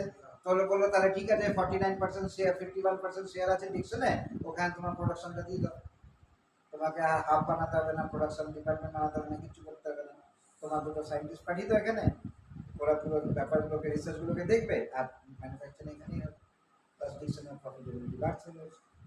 ম্যানুফ্যাকচারিং মানে প্রথম থেকে ওখানে হচ্ছে, হ্যাঁ স্যার মানে চিপ বানানো থেকে শুরু করে সব মানে কিছু কিছু অ্যাসেম্বল হয় কিছু জিনিস, আর ম্যাক্সিমাম জিনিস এখানে প্রোডাকশন। চিপ বানানো এখান থেকে হবে না। তো যাই হোক যেইভাবে হোক চিপ আজকে প্রোডাকশন যখন তৈরি হচ্ছে, প্রোডাকশনের প্রফিটেবিলিটি আসছে, তার ট্যাক্সটা কার ঘরে ঢুকছে? গভর্নমেন্ট অফ ইন্ডিয়ার কাছে। তাহলে মেক ইন ইন্ডিয়া সাকসেসফুল কিনা?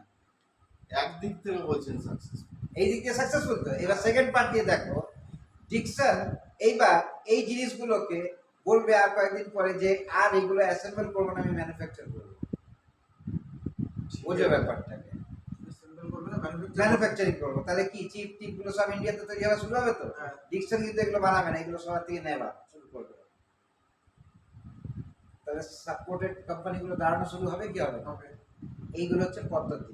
তুমি যদি প্রথমেই যদি রুলস এন্ড রেগুলেশন চড়া করে দাও, ব্যবসা শেষ হয়ে যাবে। তো আগে তোমাকে হ্যাবিটেট করতে হবে, খৈনি খাওয়ানো শেখাই, তারপর তো ডাব্বা তোমার পকেটে থাকবে, আবার আমি চেক খাবো। বিজনেস এইভাবে করতে হবে তোমাকে, কারণ চায়নার সাথে আমরা কম্পিট করে পারবো না এখন। আর চায়না কিন্তু ধীরে ধীরে মোবাইল থেকে সরেছে, ও এখন ইভি গাড়ির দিকে চলে গেছে। তো এই জোনটা আমাদের দিকে ঢুকবে কি ঢুকবে না? এবার জিনিসগুলো বোঝার বিষয় আছে যে একটা ধরো মোবাইল বানাতে গিয়ে 20,000 টাকার মোবাইল তুমি যেটা কিনছো ওটা 5,000 টাকার তৈরি হয়ে যায়। তো 5,000 টাকা আমাদের কতটা লেবার চার্জ পায়? নিশ্চয়ই তো পাবে না, 500 টাকা পায় না। তাহলে তুমি যদি লেবার হও, তোমার 500 টাকার বেশি তো ইনকাম নেই। তুমি সারাদিনে হয়তো 4টে মোবাইল করছো 2,000 টাকা, তাহলে তোমরা টিম নিয়ে করছো তো 2,000 টাকা, তাহলে 2,000 টাকা তিনজনের মধ্যে ভাগ হচ্ছে, তাহলে ওইটা 600 টাকায় তুমি কামাতে পারছো।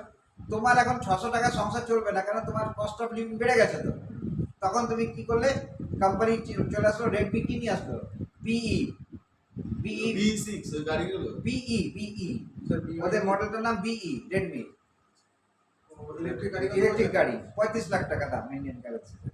এইবার 35 লাখ টাকার কাজের জন্য লেবার আলাদা জন আসলো, তো তাদের সোর্স অফ ইনকামটা বাড়বে কি বাড়বে না? কারণ 35 লাখ টাকার গাড়িতে ম্যানুফ্যাকচারিং কস্ট 20 লাখ টাকা, 15 লাখ টাকা তো প্রফিট আছে ধরলাম, 20 লাখ টাকার মধ্যে তোমার স্যালারি বাড়বে কি বাড়বে না? তাহলে ওরা শিফট করে গেল তো মোবাইল থেকে, ওই মোবাইল জোনটাকে ইন্ডিয়া টেনে নিল নিজের কাছে। তাহলে এইবার আমাদের কাছে 500 টাকাও তো রোজগার ছিল না আগে, এখন 500 টাকা রোজগারে আমরা ঢুকলাম কি ঢুকলাম না? তাহলে এইবার আমাদের ইকোনমি স্ট্রেংথ পাবে কি পাবে না? ধীরে ধীরে যে কোনো জিনিসকে একটা সময় দিতে হবে। এবার আমাদের দেশে তো সবার বড় প্রবলেম কি, যাই করবে বা বিজেপি করেছে মানে এটা খারাপ করেছে, এটা দিয়ে স্টার্ট হয়, তার 5 বছর পরে ঠিক হয় যে না এটা ঠিকই করছিল মনে হয়, এখনো কনফার্মেশন নেই। তারপরে যদি বাই চান্স কংগ্রেস চলে আসলো সরকারে, ও তো পুরোটাই ভুল করেছে, স্টেটমেন্ট এসে গেল, আর ও এসে কি করলো, বিদেশিদেরকে দিয়ে দিল, ব্যাস হয়ে গেল গল্প শেষ। আর মোদি এটা চায় না, মোদি চায় 47 অব্দি যা কিছু হচ্ছে এইভাবে চলতে থাকবে। যাবে স্যার কে? গভর্নমেন্ট। আর এই একটা বিল পাস হতে দাও, দেখো কংগ্রেস শেষ। আর উঠতে দেবে না। হ্যাঁ? আর উঠতে দেবে না। আর ওটার জায়গা নেই তো, ডিলিমিটেশন বেরাবে কি কংগ্রেস শেষ,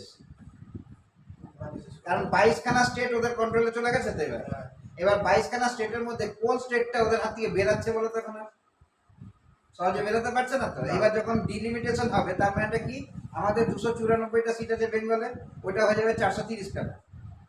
এইবার 207খানার প্রপোর্শনেট তো ওদেরও বাড়বে। তাহলে এইবার আমাদের এই ধরো এই কল্যাণী কাঁচাপাড়া নিয়ে দিয়ে এই মানে মদনপুর নিয়ে দিয়ে একটা মানে বিধানসভা হলো, যেটা আজকে কি আছে, নৈহাটিটা আলাদা বিধানসভা আছে, তোমাদের ভেনঘাটাটা আলাদা বিধানসভা আছে, কল্যাণীটা একটা আলাদা বিধানসভা আছে, 3টে বিধানসভা আছে। তো ওটা 5টা বিধানসভা হয়ে যাবে। তাহলে এইবার 5টা বিধায়কই বিজেপির হয়ে গেল, তাহলে আরো বেশি পাওয়ারফুল হলো না ব্যাপারটা? আচ্ছা আচ্ছা বুঝে গেল ব্যাপারটা? বিলিং যখন বার করবে সেন্ট্রাল থেকে বিল বার করে, যেরকম কংগ্রেস নিজের মতন করে বিল বার করেছিল, তো তখন যা ইচ্ছা, বিরোধী করার লোক ছিল না, কারণ বিরোধীদেরকে কিনে রেখে দিত সবসময়। এবারে তো বিরোধীই রাখবো না, কিনাকে নিত গল্পই রাখবো না, বিল যা পাস করানো করে যাবে। বাস এইভাবে করে বিলগুলো পাস করলে, আজকে আমি মেয়েকে পড়াচ্ছিলাম কালকের থেকে, তুগলক ডাইনেস্টি, তারপরে হচ্ছে এই খিলজি ডাইনেস্টি, কত সুন্দরভাবে ওদেরকে প্রেজেন্টেশন করা হয়েছে। কিন্তু শিবাজি ডাইনেস্টি যেটা আছে, মারাঠা ডাইনেস্টি, ওটা নিয়ে কোনো বই নেই। আমাদের দেশে যে 400 বছর রাজত্ব করলো, চিত্তরের যে মানে রাজপুত ডাইনেস্টি যেটা আছে, এইটা নিয়ে কোনো বই নেই কিন্তু আমাদের কাছে। কিন্তু খিলজি যারা বিদেশ থেকে এসে 20 বছর রাজত্ব করেছে, এই যে তুগলকরা 30 বছর রাজত্ব করেছে, ওদেরকে দেখানোর জন্য একটা পুরো চ্যাপ্টার। মুঘল স্যার, মুঘলের তো পরে আমি বলছি, ওরা তো 400-500 বছর করেছে। হ্যাঁ তো এই 20-30 বছর রাজত্বের লোকেদের জন্য একটা করে চ্যাপ্টার দেওয়া রয়েছে। They are hero in that chapter. Change হবে তাহলে এই যে জায়গাটা, এই চেঞ্জেস গুলো কি দরকার নেই আমাদের? ওর ব্যাপারে জানার আর ওকে আবার হিরো বানানোর দরকারটা কি আছে? কোনো প্রয়োজন আছে? না ওরা তো আমাকে ইনভাইট করেছে, আমাকে পিটিএফ মুসলিম বানিয়েছে, এই তো করেছে এগুলো। এর বেশি তো ওরা কিছু করেনি। কিছু মনুমেন্ট বানিয়েছে, আর কি করেছে? তাহলে আর আমরা এটার জন্য ওকে বলছি যে দারুণ আর্কিটেকচার ছিল তখনকার সময়, দারুণ লিটারেচার ছিল। আর লিটারেচার তুমি কোনটা পড়েছো এখন অব্দি? মুসলিম কি লিটারেচার আমরা পড়তে পেরেছি? পড়িনি যখন, তাহলে আমাদের কি ভালো করেছে দিয়ে লাভ কি আছে? আর এই খিলজি নালন্দাকে তো জ্বালিয়ে ফেললো। তার ডাইনেস্টি পড়ানোর জন্য আমাদেরকে এত উঠে পড়ে লেগেছে কেন? যে পুরো পৃথিবীকে চালানোর মতন যে পাণ্ডুলিপিগুলো ছিল, সেই পাণ্ডুলিপিগুলোকে জ্বালিয়ে ফেললো, আর তার ডাইনেস্টি পড়ানো হচ্ছে আমাদেরকে ইংলিশে এখন বাচ্চাদের। তাহলে এদের ব্রেনের মধ্যে কি ঢুকছে? তো 15 বছর চেঞ্জও করতে পারতো স্যার। করতে পারতো, মানে মেন ব্যাপারটা শোনো, আমাদের চেঞ্জ করার জন্য আমি বলি না যে ও সব ঠিক কাজ করেছে, কিন্তু ধীরে ধীরে ধীরে ধীরে চেঞ্জেস গুলো আনছে যে কোনো জায়গায়। এই যে আজকে শুভেন্দু অধিকারী কোনো কাজ করতে পারছে না, দেখতে পাচ্ছ স্টেটে কেন বলো তো? আমলাতন্ত্রটা টোটাল তৃণমূলের রয়েছে এখন। হ্যাঁ ওরা কেউ করতে দিচ্ছে না কোনো কাজ। এবার উপরে চিফ মিনিস্টার কি খালি ধমকাবে লোককে রোজ রোজ? এটাই কাজ হয়ে গেছে। ওই ধমকালে কি হবে? ও তখন বুদ্ধি করলো যে না, আমি তাহলে হিন্দুত্ব ধরে বসে থাকি, তার কি হবে? তার কাজ হবেই না। হিন্দুত্ব ধরে বসে থাকি, হিন্দুদের বাঁচাচ্ছি, হিন্দুদের বাঁচাচ্ছি, চলছে। আলটিমেটলি কিন্তু স্টেটে 100 দিনে কোনো কাজ হয়নি। ওই তৃণমূল নেতাদের ধরা ছাড়া আর ভালো তৃণমূল খারাপ তৃণমূল এইসব বিশ্লেষণের মধ্যেই আমরা ব্যস্ত রয়েছি। আর হয়েছে হকার হচ্ছে, গরিব মানুষ এইগুলোই হয়েছে, আর কিছুই হয়নি কিন্তু আলটিমেটলি। হ্যাঁ, অন্নপূর্ণা অন্নপূর্ণা ভান্ডা নিয়ে কন্ট্রোভার্সি, কন্ট্রোভার্সি কাজের থেকে বেশি কন্ট্রোভার্সি, এই চলছে। তাহলে আমরা স্টেটটা কিন্তু গেল 100 দিন আরো পিছালাম তো অন্য স্টেটগুলোর তুলনায়। একদম স্যার। আর এর জন্য কিন্তু আমরা নিজেরা দায়ী না, দেখো তো খেয়াল করে। নিজেরা কি করে দেয়? দায়ী কি করে না তো? এবার দেখো, অন্নপূর্ণা ভান্ডা নিয়ে আলোচনা হচ্ছে, কটা ভিডিও দেখেছো এখন অব্দি? একটাও না। তুমি দেখোনি, কিন্তু নর্মালি কি চলছে? হোয়াটসঅ্যাপ ভর্তি এটাতেই, কিন্তু ফেসবুক ভর্তি এটাতেই। অ্যান্টি বিজেপি স্যার হ্যাঁ? অ্যান্টি বিজেপি মানে অন্নপূর্ণা না না, এইটাই তো আলোচনার বিষয় হয়ে রয়েছে। আর দ্বিতীয় আলোচনাটা কি? কোন এলাকার লোকটা ধরা পড়লো, কোন এমপি এমএলএ আর এই ধরা পড়ছে, আমরা এটা দেখতে ব্যস্ত হয়ে পড়েছি না? আগে ডিম চলছে হ্যাঁ, এই জিনিসটার জন্য আমরা কি সাইকোলজিক্যাল তৈরি হয়ে যায়নি? ডিম ছাড়া না না, এই যে এইসব জিনিসগুলোকে দেখতে আনন্দ পাচ্ছি না, আমাদেরটা তো ধরলো না তো এখনো। দেখো, তাহলে আমাদের সাইকোলজি কি চলছে, এটার মধ্যেই রয়েছে আমরা। আর যদি আমি বিজেপিতে একটু পদ পেয়ে থাকি, কোথা থেকে টাকা মারা যাবে? দেখো, যেখানে ও ছেড়ে গেছে ওইখান থেকে ও স্টার্ট করা শুরু করছে। তার মানেটা কি? আমরা সাইকোলজিক্যালি কিন্তু এফেক্টেড পুরো 15 বছরে। যেইভাবেই ধরো, তুমি অ্যান্টি থাকো বা পক্ষে থাকো, ব্যাপার কিন্তু এটাই চলছে। খেয়াল করলাম তুমি দেখা যাবে পুরো জিনিসটাই কিন্তু ওই সিস্টেমই চলছে। এখন কিন্তু তৃণমূল গেছে হয়তো নামে বিজেপি, কিন্তু সিস্টেমটা কিন্তু তৃণমূলেরই চলছে। কেন? আমরা সাইকোলজিক্যাল এফেক্টেড ব্যাপারটা তবে এটাও তো একদিন শেষ হয়ে যাবে। হতে হবে, নালে কিন্তু আমরা গর্তে যাচ্ছি প্রতিনিয়ত। আমাদের কিন্তু ডেভেলপমেন্ট নেই কিছু। রাস্তাঘাট আজকে অব্দি, এখন অব্দি কোনো মা বোনেরা এসে বললো না, ভাতার কথাটা বাদ দিয়ে তো চাকরির কথাটা বললো। দেখো, একটা লোকও কিন্তু স্লোগান দেয়নি আছে না 100 দিনের মধ্যে। দিয়েছে? না স্যার সবাই ওই সব ডাটা নিয়ে নিচ্ছে, এই নিয়ে নিচ্ছে, জনগণনাতে আমি থাকবো না, আমি কোনো ডাটা দেবো না, এইসবের মধ্যে ব্যস্ত রয়েছে। টাকা পাইনি এই পাইনি সব। ঠিক তো? এর বাইরে কিন্তু আমরা যেতে পারছি না। তাহলে আমরা কি নিজেরা তৈরি? না স্যার কিন্তু আমরা সরকারকে দোষ দিচ্ছি তৈরি না, করছে না, হচ্ছে না। আরে আমরা নিজেরাই তৈরি না। আমার বউ আমাকে বলছে, তুমি তার মানে ফর্মটা ভেরিফিকেশন করনি, এই জন্য আমার অন্নপূর্ণা আসেনি। এবার বলো তুমি কি করবে? দোষী আমি হয়ে গেলাম, আমি নাকি ভেরিফিকেশন করাইনি। যেই টাকা ঢুকে গেছে, তাহলে তোমারটা মানে ভেরিফিকেশনের প্রয়োজন ছিল না। আমার এই আবার এই হলো, আমার ভেরিফিকেশনের কোনো প্রয়োজন ছিল না। অবশ্যই স্যার। সামনে খাই পেছনে খুলি। এবার আমি যখন বলছি যে এই পদ্ধতিটা ভুল পদ্ধতি, এই পদ্ধতিতে একটা মানুষের ডেভেলপমেন্ট হতে পারে না। আমার বাড়িতে আমার বই আমার রেখেছে, আমার বাইরে যাবার দরকারই নেই কোথাও। ঘর শত্রু তাহলে কি বলবো? এই যে জায়গাগুলোতে একটা ওরা কিছু পরিকাঠামো তৈরি করেছে যে এর মধ্যে থাকলে আমি দেবো, এর মধ্যে দেবো না। এইবার একটা রানিং ব্যবস্থা ছিল, ভুল ব্যবস্থা ছিল, কিন্তু মানুষ ওটাকে অ্যাকসেপ্টেড করে নিয়েছে। ওর মধ্যে দিয়েই সবাই কিন্তু চাইছে এখন। আর ও একটা মানে পরিষ্কার পরিচ্ছন্ন একটা ব্যবস্থা আনতে চাইছে, কিন্তু মানুষ ওটাকে অ্যাকসেপ্ট করবে না। কেন বলতো?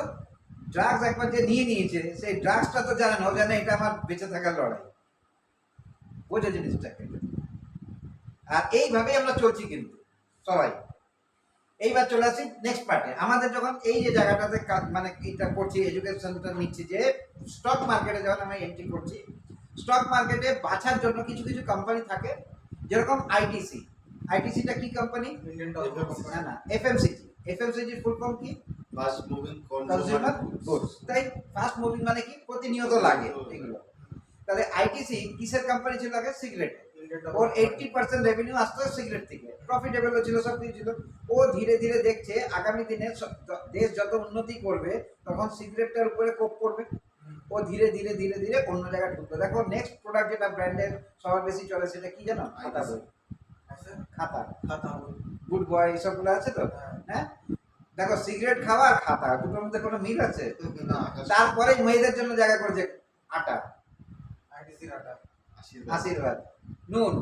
চলে আসলো তো ধীরে ধীরে এই জায়গায় ঢুকছে। এবার আইটিসি ব্র্যান্ডের বিঙ্গো, হ্যাঁ বিঙ্গো হেভি খেলছে। রেসকে ধরে নিচ্ছে তো। বিঙ্গো একটা ম্যাড অ্যাঙ্গেল বিঙ্গো চলে আসছে।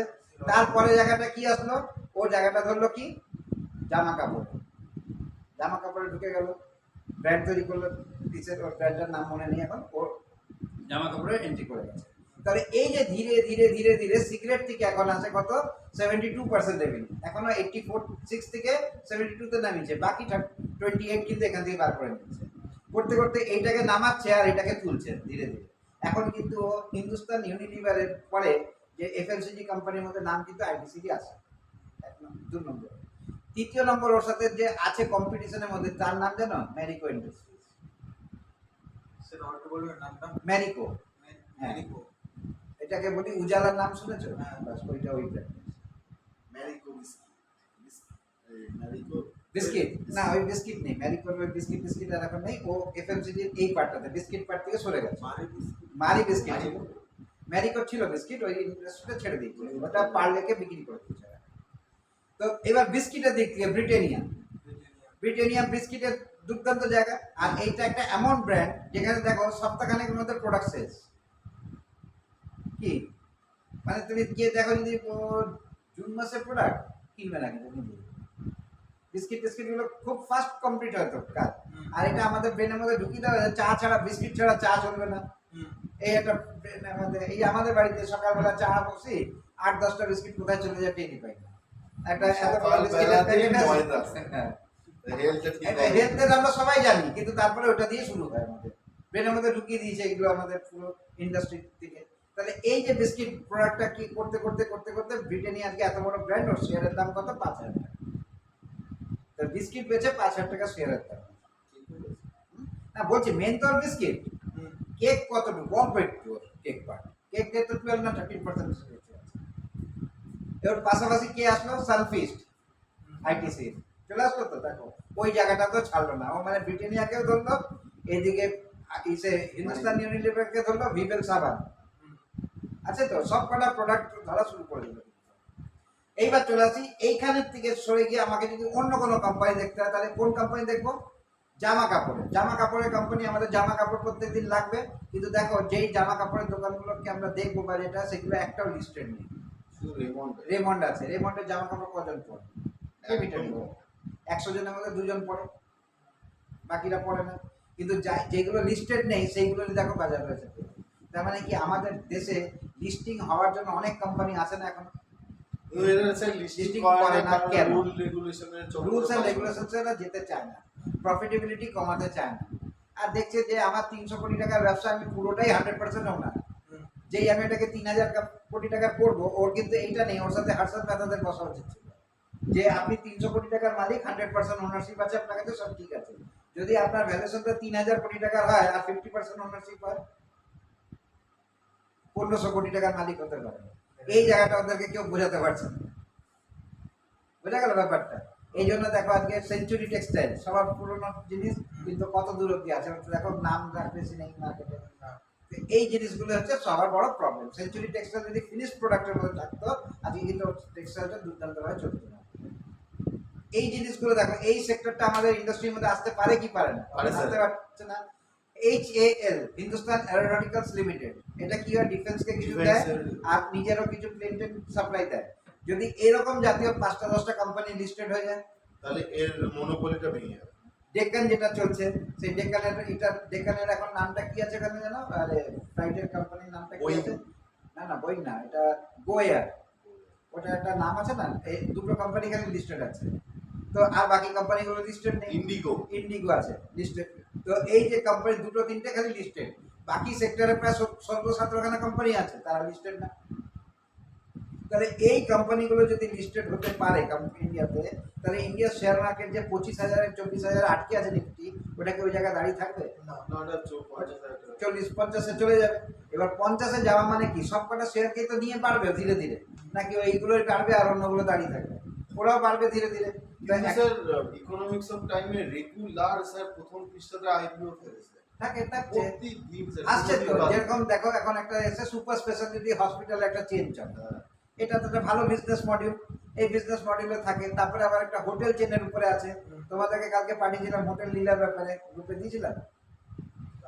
হ্যাঁ, একটা দিয়েছিলাম, হোটেল লীলার মালিক কিভাবে বড়লোক হয়েছে।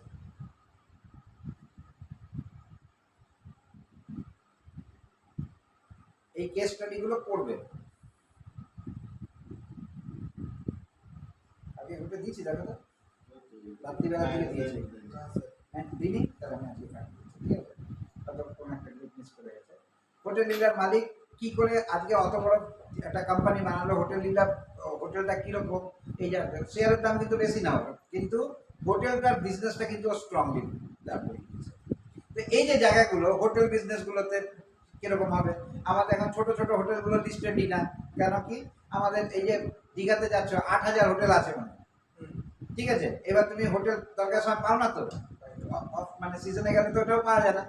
তাহলে 8,000 হোটেলে 10টা করে যদি এভারেজে রুম হয়, তাহলে কত হচ্ছে? 80,000 রুম বুক হচ্ছে, কিন্তু হোটেল চেন দেখো লিস্টেড নেই। তাহলে আমাদের জায়গাটা ভাস্ট কতটা এরিয়া নিয়ে পড়ে রয়েছে মার্কেটের বাইরে, দেখেছো? স্যার হোটেল যে করেছে লিস্ট করে, কেন? ধরুন একটা এ হোটেল আছে, বি হোটেল আছে, সি হোটেল। সবাই আলাদা আলাদা মালিক তো, কিন্তু পুরোটাকে গ্রুপ করে নিলে একটা লিস্টেড হয় না। গ্রুপ তো করবে না স্যার। দেখো, যদি বিজনেসটাকে বুঝতো সঠিকভাবে, তাহলে সবাই করতো। ক্যাটাগরির হোটেল আছে কিন্তু সব, একটা সেমি ক্যাটাগরি, একটা হাই ক্যাটাগরি, সব তাজ আছে। আছে। তাজ কেন আসবে এদের সাথে? এরা নিজেরা মিলে একটা গ্রুপ করবে, তাহলে হবে। মানে ধরো XYZ লিমিটেড বলে একটা হোটেল চেন তৈরি করবে, এদের 8টা জায়গাতে 3জনেরই হোটেল আছে, তো এটাকে লিস্ট করানো যায় না? মানে এবিসি তোমরা 3জনই মালিক, তোমাদের 3জনেরই 8টা স্পটে হোটেল আছে। এইবার তোমরা একটা মেরি ফেয়ার বলে নাম দিয়ে দিতে, দিয়ে ওই লিস্টেড কোম্পানি সব হোটেলগুলোর নামই Mayfair 1, Mayfair 2, Mayfair 3, Mayfair Goa, Mayfair ABC, এই রকমের নাম দেওয়া যায় তো। তাহলে তোমার 3জনই অনেক বেশি প্রফিটেবল হবে না? কারণ কাস্টমার এক জায়গায় বুক করবে, আমরা সব জায়গায় পেয়ে গেলে এক নম্বর। এইটা না, কিন্তু অন্য জায়গায় ভাবো, যখন তুমি লিস্টেড হচ্ছ, তুমি মার্কেট থেকে টাকা রেজ করেছো কি করো? আরো হোটেল বানাবো। আরো বড় হোটেলটাকে ডেভেলপমেন্ট করতে পারবে কি পারবে না? অবশ্যই। কিন্তু তোমাকে কে টাকা দেবে তোমাদের এমনি হোটেলের জন্য? তোমাকে সুদ করতে থেকে বা ব্যাংকের থেকে অল্প কিছু টাকা ধার পেতে পারো, তাতে হোটেল দাঁড়াবে না। কেন? হোটেল যেখানে হয় সেখানে ল্যান্ডের দাম অনেক বেশি হয়, তুমি তো হোটেলের দামই দিতে পারো না, জমির দাম, তো হোটেল দাঁড় করাবে কি এখন? এই যে মন্দারমণিতে যা যা আছে, বিরাট বিরাট রিসোর্ট আছে, তো অনেক বড় পয়সাওয়ালারা আছে, এরা ব্ল্যাক মানি দিয়ে হোটেলগুলোকে বানিয়ে রেখেছে। এরা যদি লিস্টেড কোম্পানি করতো, আরো বেশি টাকা পেতো তো এরা। আজকে মন্দারমণির মতন 8-10টা স্পটে ওদের হোটেল হতে পারত, কিন্তু এরা করেনি এরকম ভাবে। তার মানে এটা কি, এখনো শেয়ার মার্কেটটা প্রত্যেকের ব্রেনে ঢোকেনি ঠিক মতো, বিজনেসটা বিজনেসের মতন নেয়নি এখন আর কেউ। তাহলে তাদের ম্যানেজমেন্ট কি? ওদের কি বলতো, প্রত্যেকেরই একটা জিনিস আছে, আমার কাছ থেকে আমার মালিকানা চলে যাবে, এইটার ভয়। ম্যানেজমেন্টের কাছে যাওয়া মানে কি, আমার মালিকানাটা চলে গেল, এটা ভয় হচ্ছে। দেখো আজকে রতন টাটাদের বাড়িতে কেউ বংশধর নেই তো, তাহলে টাটার যে এত বড় সম্পত্তি কে চালাচ্ছে? আমাদের কাছে প্রশ্ন না? আমাদেরই বাবার তাই ছেলে দেখতে চায় না ঠিক মতো, তাহলে এর তো মালিকানাই নেই কেউ। কিন্তু দেখছে তো টাটা কি সব পড়ে গেছে? রতন টাটা মরে যাওয়ার পরে শেয়ারের দাম তো বাড়ছে, কোন কোম্পানিটা আছে কমা চলছে ওদের? টাইটান ভালো চলছে, টাটা মোটরস ভালো চলছে, টাটা মোটরস কমার্শিয়াল চলে আসলো ভেঙে, এবার টাটা সান্স লিস্টেড হতে চলেছে, টাটা ক্যাপিটাল লিস্টেড হতে চলেছে, তারপরে টিসকো আছে, আরো আছে টেলকো আছে, আর কি কি চাই তো সোনাটা আছে। সোনাটা, এই যে এই ফার্স্টটাকে সোনাটাটা রেখে দিয়েছে, এগুলো সব আর টাইম সবই তো টাইমেক্স আছে। সব টাটা। তাহলে ওর ব্র্যান্ডে তো কোনো টাটা নুন আছে তারপরে পাশ হ্যাঁ। থেকে, কোন জায়গাটা বাদ দিয়েছে ওরা? তাহলে কোনো শেয়ার তো পড়েনি, কিন্তু এটা ম্যানেজমেন্টের আন্ডারে চলছে কি চলছে না? চলছে। আর তাহলে ম্যানেজমেন্ট থাকা মানে যে আমার ওনারশিপ চলে যাচ্ছে তা তো না। এই ধারণা থেকে বেরাতে হবে আর ব্রেনের মধ্যে আনতে হবে যে আমি একটা ফ্রেশ বিজনেস করব আর লংজিভিটি বিজনেস করব। যতক্ষণ না এইটা মাথায় আসবে ততক্ষণ অব্দি ওরা শেয়ার মার্কেটে ঢুকতে পারবে না। এই জিনিসগুলোকে আনতে হবে। আর যে কোনো জিনিসকে লিগেসি বিজনেসে আনতে হবে। লিগেসি বিজনেস মানে কি, আমার পরে আমার নেক্সট জেনারেশন দেখবে, তারপরে জেনারেশন দেখবে, এরকম বিজনেস দেখতে হবে, নাহলে কিন্তু চলবে না। বাটা, আমরা কটা লোক বাটার থেকে গিয়ে জুতো কিনি? খুব কম। নাই মতন। তো বাটা কি বন্ধ হয়ে গেছে? না। বাটা কি করলো, জুতো বিক্রি হবে না ঠিক আছে, আমি বাটা কনস্ট্রাকশনে চলে যাচ্ছি। ওদের সবার বড় এখন রিয়েল এস্টেট চলে বিজনেস, যা টাটা শেয়ারের যে দাম বাড়ে কমে ম্যাক্সিমামটা রিয়েল এস্টেটের উপরে চলে। তার জন্য কি বাটা শোরুমগুলো বন্ধ হয়ে গেছে? কেন? কিছু লোকের ব্রেনের মধ্যে আছে বাটা ইজ দ্য বেস্ট। ওটা কি টাটা? হ্যাঁ, টাটা? টাটা না, না, বাটা একটা না, কোম্পানি। তো এই যে জায়গাটা, জুতো বানায়। এটা কি করে তৈরি হচ্ছে এটা বুঝতে হবে। তাহলে বাটা আমরা কেউ কিনি না, কিন্তু তার মানে কি ওর দোকান কি বন্ধ হয়ে গেছে? বন্ধ হয়নি, কিন্তু ওর বিজনেস ওর মতন চালাচ্ছে। কেন? ওর কিছু নিজস্ব কাস্টমার আছে, তারা ওর কাছেই যাবে। ঠিক আছে, ওর কাছে দেখবে 30% ডিসকাউন্ট, গিয়ে দেখবে ধর এই জুতোর দাম কি এই এত দাম হয়? কিন্তু যারা কেনার লোক তারা কিন্তু ওইখানে গিয়ে কিনছে। আমরা সুইচ করে গেছি শ্রী লেদার্সে। দেখো শ্রী লেদার্স লিস্টেড না, তা কিন্তু শ্রী লেদার্সের ব্র্যান্ড তো অনেক বড় আমাদের বেঙ্গলে। কেন? এখন দিল্লিতেও চলে গেছে, ওর ব্র্যান্ড অনেক জায়গায় গেছে, লিস্টেড না। সেনকো জুয়েলার্স নাম শুনেছ? হ্যাঁ। বেঙ্গলে সবার বড়, হ্যাঁ, ওর লিস্টিং। মানুষের চলে যাবে। বুঝতে পারছো ব্যাপারগুলো? আজকে আমাদের কাস্টমারদের যে সেনকো আছে বাগমোড়ে, সেই সেনকো প্রতিদিন প্রতি মাসে 5 কিলো সোনা কারবার করে, 5 kilo at the rate of 14,000 পার গ্রাম। 14,000 টাকা পার গ্রাম। পার গ্রামের দাম যে সোনার, সেই সোনার 5 কেজি সোনার কাজ করে। কিন্তু কাউন্টার দেখবে বন্ধ খোলাই করে থাকে, এমনি থাকে, লোকজন নেই। তাহলে কে কেনে গেছে? রাত্রিবেলা কেনে, দোকান বন্ধ করে। কাস্টমার তার মানে আছে তো নিশ্চয়ই, তাহলে 5 কিলো সোনা বিক্রি হচ্ছে কি করে মাসে? এই রেটে 10 কোটি টাকার সোনা বিক্রি হয়। বোঝো, বিজনেস কিন্তু চলছে, কিন্তু আমরা বিজনেসটাকে লিগ্যালাইজড ওয়েতে আরো বড় করার মতন করে করছি না। তার মানে কি গভর্নমেন্ট কি ট্যাক্স গুলো পাচ্ছে? তাহলে না, এটা কোশ্চেন কিছুই পাচ্ছে না। পাচ্ছে, পাচ্ছে না, জিএসটি পাচ্ছে, এসব পাচ্ছে, কিন্তু ওর কাছ থেকে আরো বড় পেতো তো। হ্যাঁ। সেই বড় পাওয়ার জায়গাগুলো শেষ। ওয়ারাস ওর পাশেই দেখো রিলায়েন্স জুয়েলস নিয়ে আসলো তো। এইবার ও তো লিস্টেড কোম্পানি হয়ে যাবে আর কয়েকদিন পরে। কেন? জিওটাকে লিস্টিং করাবে, আর কয়েক বছর পরে রিটেলটাকে লিস্টিং করে দেবে। তাহলে এই যে ও লিস্টিং করে দিল মানে কি, মানুষের কাছ থেকে টাকা তুলছে। ও সবার বড় আইপিও আনতে চলেছে জিও, 37,500 কোটি টাকা। এলআইসি টেলআইসি সবাইকে ছাড়িয়ে গিয়ে ও তুলবে। ও 37,500 কোটি টাকা যখন তুলবে, ও 37,500 কোটি টাকার সাথে সাথে ও কি করবে, এই টাকাটাকে দিয়ে আরো ডেভেলপমেন্ট করবে, আরো ব্রডব্যান্ডটাকে চড়া করবে, বিএসএনএলটাকে পুরো শেষ করবে। শুধু বিজনেস শেষ করবে। আর বাকিটা তো শেষ হয়ে গেছে, আর কাকে শেষ করবে? এয়ারটেল আছে, ওই এয়ারটেল না থাকার মতো। তারপরে টাকা। ওর যা 5G আর এই 5G দুটো কি সেম আসছে? দেখো তো। এমনি শেষ করে দিয়েছে already। এয়ারটেল এমনি পয়সা চলে গেছে, বিরাট পয়সার মধ্যে চলে যাচ্ছে, শেষ হয়ে গেছে ভোডাফোনটাই পুরো। এয়ারটেল সে ভালো জায়গায় এয়ারটেল আছে। সেকেন্ড জায়গায় রয়েছে এখন ইন্ডিয়াতে। নিজেকে টিকিয়ে রেখেছে স্যার। না, ও পুঁজি বানিয়েছে প্রচুর, প্রচুর পুঁজি বানিয়েছে। যখন স্যার রিলায়েন্স জিও চালু করেছিল এর তখন মালিক কে জানো? এয়ারটেলের মালিক বলুন স্যার কে? বলো। আমি জানি না। মিত্তল, মিত্তল। সন্দীপ মিত্তল। তো এই গ্রুপটা একটা দাঁড়িয়েছে, এদের হচ্ছে কি ভারতী গ্রুপ। এদের নামটা হচ্ছে ভারতী, ভারতী একটা এদের গ্রুপটার নাম ভারতী। এরা চালাবে স্যার। এ চলবে, এ এখন সেকেন্ড পজিশনে চলে এসেছে, যখন এ রিলায়েন্সকে টক্কর দেয় এখন ব্র্যান্ডটা। এইবার শেয়ার মার্কেট থেকে একটু পিছিয়ে আসি আমাদের দিকটাতে, ফোরেক্স বা ক্রিপ্টো। এটা একটা আমাদের জেনারেশনের জন্য খুব ভালো জিনিস। ক্রিপ্টো হচ্ছে টোটালি একটা, এখন যেটা আমাদের ইন্ডিয়াতে চলছে, এটা একটা total eyewash, pumping and dumping game. Pump করে করে তুলে দাও, নিউজ নষ্ট করে দাও, ডাম্প করে দাও, শেষ করে দাও, গল্প শেষ। আমার কাছে একটা প্রোডাক্ট মানে প্রসেস ছিল এসএসটি, বলে একটা মানে টোকেন এসেছিল আমার কাছে $47-48 এসেছিল আজকের থেকে ঠিক 1-1.5 মাস আগে। আজকে ওটার দাম কত $1000 ঠিক লাগিয়েছিলেন স্যার? আমি টাকা পাই। কেন আমার ওইটা মনেই হয়নি যে এটা কোনো মানে বিজনেস, এটা হচ্ছে একটা পুরো স্ক্যাম চলছে। মানুষ এই দেখে পাগলের মতন কিনছে, যারা হাজারে কিনছে তারা কিছুদিন পরে দেখবে $2 করে আছে। কেন যারা প্রথম দিকে টাকা লাগিয়েছে তারা নিজেদের টাকাগুলোকে বার করে নেবে, ফাটাফাট বিক্রি শুরু করে দেবে। এবার যে বিক্রি শুরু করে দেবে জিনিসটার দাম পড়া, কেন খরিদ্দার তো নেই না। না এবার খরিদ্দার নেই মানে কি, ডাম্পিং শুরু হয়ে গেল, ডাম্পিং হয়ে গল্প শেষ হয়ে গেল। তো আজকে উঠে গেছে তাই জন্য মনে হচ্ছে এটা কিনলে ভালো, তো না, এইটা কোনো ফিউচার নেই। এগুলো হচ্ছে পুরোপুরি একটা স্ক্যাম। মার্কেট থেকে যত ইচ্ছা পয়সা তুলে এগুলোকে শেষ করতে হবে লোকে। কিন্তু গোল্ডের ক্ষেত্রে, কারেন্সির ক্ষেত্রে এগুলো একটা লিমিটেশন আছে। এখানে স্ক্যাম করাটা মুশকিল হয়ে যায়। স্ক্যাম করে না এরকম না, স্ক্যাম করাটা মুশকিল কি, এক্সচেঞ্জের মধ্যে ইন্টারেস্টেড না, কিন্তু এই পার্ট এক্সচেঞ্জে একটা পার্ট, ও কিন্তু ইন্টারেস্টেড নাই পার্টে। তুমি স্ক্যাম বাজারে করতে পারো ওর নাম করে, কিন্তু ও ইনভলভ নেই এর মধ্যে।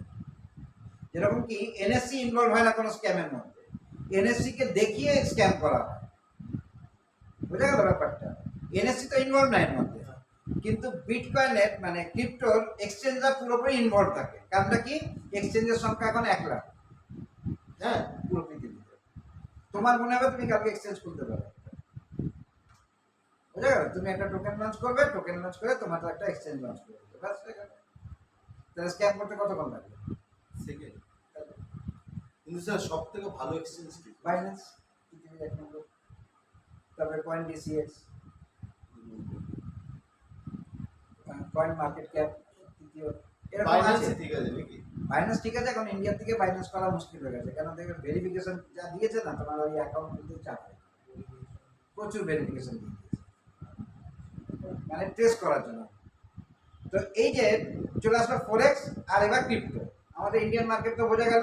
ইন্ডিয়ান মার্কেট হচ্ছে লংজিভিটির গেম। তুমি যত লং থাকবে তত মাল্টিপল নিয়ে যেতে পারবে এখান থেকে। আর যখন তুমি ক্রিপ্টোতে চলে আসবে, মানে ফরেক্সে চলে আসবে, তখন তোমাকে ট্রেডিং অপশনে আসতে হবে। কেন আসতে হবে এর কারণটা বুঝবে। কারেন্সি পেয়ার চলে এখানে। কারেন্সি পেয়ার মানে কি, ডলারের সাথে জাপানের ইয়েন, ডলারের সাথে ইউরো, ডলারের সাথে ইন্ডিয়ান আইএনআর এখন নেই, যেটা চলবে আগামী দিনে। ইন্ডিয়া যদি ইনভলভ করে দেয় নিজেকে, তাহলে ওটা আসবে। তো এরকম 22খানা পেয়ারে কাজ চলে, এখন 43খানা পেয়ার হয়ে গেছে। এবারে এই 43খানা পেয়ারে তুমি যদি ধরে নাও কিনে রেখে দিলে, ডলার পৃথিবীর 1 নম্বর এই আছে, এটা বাড়বেই, এটাকে নিয়ে আমি সুইস ফ্র্যাঙ্কের সাথে করে দিলাম, সুইস ডলারের সাথে আমি কিনে রেখে দিলাম। 20 বছর রেখে দাও, তোমার মানে রেটে কোনো চেঞ্জেস দেখবে না। কেন চেঞ্জ হবে না? কেন এগুলো তো ফ্র্যাকশন অফ ইসেতে চেঞ্জ হয়। ডেসিমেলের পরে 4টে ডিজিট, চতুর্থ ডিজিটটা চেঞ্জ আসছে ডেসিমেলের পরে। তোমার মধ্যে কি চেঞ্জ দেখবে তোমার ইনভেস্টমেন্টে? দেখতে পারবে না। তোমার হয়তো 40-50 সেন্ট হয়তো চেঞ্জ হয়েছে, তুমি কত দেখে নেবে তোমার ইনভেস্টমেন্টের এগেন্সটে? কিছুই দেখতে পারবে না। তাহলে সেই জায়গাটাতে দাঁড়িয়ে তুমি যদি ট্রেডিং করো, এই জায়গায় তুমি কিন্তু চেঞ্জেস দেখতে পাবে। কেন সপ্তাহ 15 দিন পর পর চেঞ্জ তো আসছে, ফ্লাকচুয়েশন হচ্ছে। কেন ডলারের দাম বাড়লো, তাহলে ফ্র্যাঙ্কের দাম কমবে, ফ্র্যাঙ্কের দাম বাড়লো, ডলারের দাম কমবে, এটাই তো হয় কম বেশি, এরকম চলতে থাকে। তো যেরকম আছে কি, যদি ইউএসডি আইএনআর হয়, তাহলে ইউএসডি কিনে বসে থাকো সবসময়, কেন আইএনআর পড়তেই থাকে আমাদের দেশে। এইবার হঠাৎ করে ব্রিক্স দাঁড়িয়ে গেল, আর তুমি তখন এটা কিনে বসে আছো, মানে 50 লট ইউএসডি আইএনআর কিনে বসে আছো, তোমার শেষ গল্প। কেন এক ঝটকাতে 94-96 টাকার ডলার আছে যেটা রেট, ওটা পড়ে কি হয়ে গেল 90 টাকা। এবার 50 লটের জন্য তোমার মানে যে খরচাটা মোটামুটি 50 লাখ টাকা লস। তাহলে তোমার বুদ্ধি শেষ। তাহলে তুমি লং টার্ম ইনভেস্টমেন্টে এখানে তুমি যেতে পারছো না। কিন্তু আবার গোল্ডের ক্ষেত্রে তুমি যেতে পারবে। কিরকম যেতে পারবে? আজকের ডেটে গোল্ডের দাম আছে 4604, ঠিক আছে? 31 গ্রাম সোনার দাম এইটা ডলারে। তো সেটা হিসাবে 16,300 টাকা পার গ্রাম আসছে। এইটাকে তুমি যদি 24 বছর মানে 12 বছর ধরে রেখে দিতে পারো, কত অবধি? 12 বছর। 12 বছর মানে 2038 অবধি। এইটার দামই তোমার 4604 টাকা হয়ে যাবে মোটামুটি। কোনটা? কোনটা? এই গোল্ডে 1.5 লাখ। এটার দাম $40,000, তাহলে কত হচ্ছে? 1.5 লাখ হয়ে যাবে না? 1 গ্রামের দাম 1.5 লাখ টাকা। তারপরে আসবে কি, এটার দাম স্ট্যাগনেন্ট হয়ে যাবে, এই অল্প বিস্তার নড়বে। কেন নড়বে? তখন এর একটা ভ্যালু পড়ে যাবে। কি ভ্যালু পড়ে যাবে? জুয়েলারিতে আর কাজে লাগবে না। কেন 1.5 লাখ টাকা দিয়ে 1 গ্রাম সোনা কোথায় নিয়ে যাবে? লোক দেখতেই পাবে না কোথাও। তার থেকে 1.5 লাখ টাকা হাতে পায়ে বেঁধে নেবে, তা অনেক বেশি দেখতে পাবে, টাকা আছে। ইন্ডাস্ট্রিতে কাজে লাগে। ইন্ডাস্ট্রি কাজে না, মানে এটা হচ্ছে আমাদের ক্যাপিটাল অ্যাপ্রিসিয়েশন করানোর জন্য, আমাদের দেশে কারেন্সিকে ভ্যালু করার জন্য গোল্ডের দাম বাড়ছে। এইটাই থাকবে আমাদের কাছে। কিন্তু গোল্ডটা অ্যাজ এ জুয়েলারি নেচারটা শেষ হয়ে যাবে। কারণ এটা বড় লোকরা ছাড়া কে জুয়েলারি করবে? করলে চুরি হয়ে যাবে। ধরো এই যে ব্রেসলেট, তোমার ব্রেসলেট, আমার ব্রেসলেট, এইগুলোর দাম ধরো সোনার যদি হয় এখনকার দাম হবে, এটার দাম 2 লাখ টাকা। 2 লাখ টাকা, এটার দাম 2 লাখ টাকা হবে, ঠিক আছে? এবার যখন ওটা 1.5 লাখ টাকা হয়ে যাবে পার গ্রামের দাম, তাহলে এটার দাম কত হয়ে যাবে বলতো? 45 লাখ টাকা। তা আমার হাত কেটে নিতে কতক্ষণ লাগবে? 5,000 টাকা দেবে, একটা লোক হাত কেটে নিয়ে চলে যাবে। গাড়ি চালাবেন, কি মারবে না? একবারই মারবে, নিয়ে চলে যাবে। পড়ে যাবে, পড়াবে সেটা কি তার না জুয়েলারি থাকবে ওইটা? না পড়বে কেউ? পড়বে না। তখন তো 4 চাকায় থাকবে। আর 4 চাকা থেকে মেরে বেরোবো না আমি 4 চাকার ভিতরে ঢুকে, কি বলে ঢুকবো না? সাউথ ইন্ডিয়া বইগুলো কি দেখতে পাবো না কি হয়? আর ওদের তো পিছন দিক দিয়ে বার করেছে, আমরা তো বসতেই পারি না প্যান্ট প্যান্ট নিয়ে, কিন্তু হ্যাঁ এরকম করে বার করে। তাই না? ওদের স্টাইলটাই আলাদা। আর আমরা তো আর নিজের না ওরা পারি না। কি বলে বলতো, ওরা ঢিলা ঢালা যাই করুক, আরে ওরা বার করতেই পারে, ডাকাত টাকাত এসে বার করে, কিন্তু আমরা তো নিজের ধর পারি না যে মারতে পারবো। এটা তো বুঝতে হবে। তাহলে এইবার ফরেক্সে যখন আমরা এন্ট্রি করছি, ওখানে কিন্তু আমাদের একটাই কাজ, ট্রেডিং করা। এবার ট্রেডিংটা দু রকম হতে পারে, ইন্টারডে হতে পারে বা একটা সুইং ট্রেডিং হতে পারে। সুইং ট্রেডিংটা বলতে কি, মার্কেট বাড়ছে 15 দিন 20 দিন 1 মাস রেখে আমি ট্রেডটাকে ক্লোজ করবো, একটা পার্ট। যেহেতু এটা হাই লিভারেজ ট্রেড হয়, এখানে লিভারেজটা বেশি, মানে 1 টাকা 100 টাকা 1 টাকা 500 টাকা 1 টাকা 1000 টাকা দিচ্ছে, তার মানে দেখি পড়লেও কিন্তু রিস্ক থাকে। এবার রিস্কটাকে যদি অ্যাপেটাইট হিসেবে নিতে পারি, আর আমার যদি এইটা ভালো থাকে, ধরো এইরকম একটা জায়গায় এক্সাম্পল দিই, আমার $10,000 রয়েছে, ঠিক?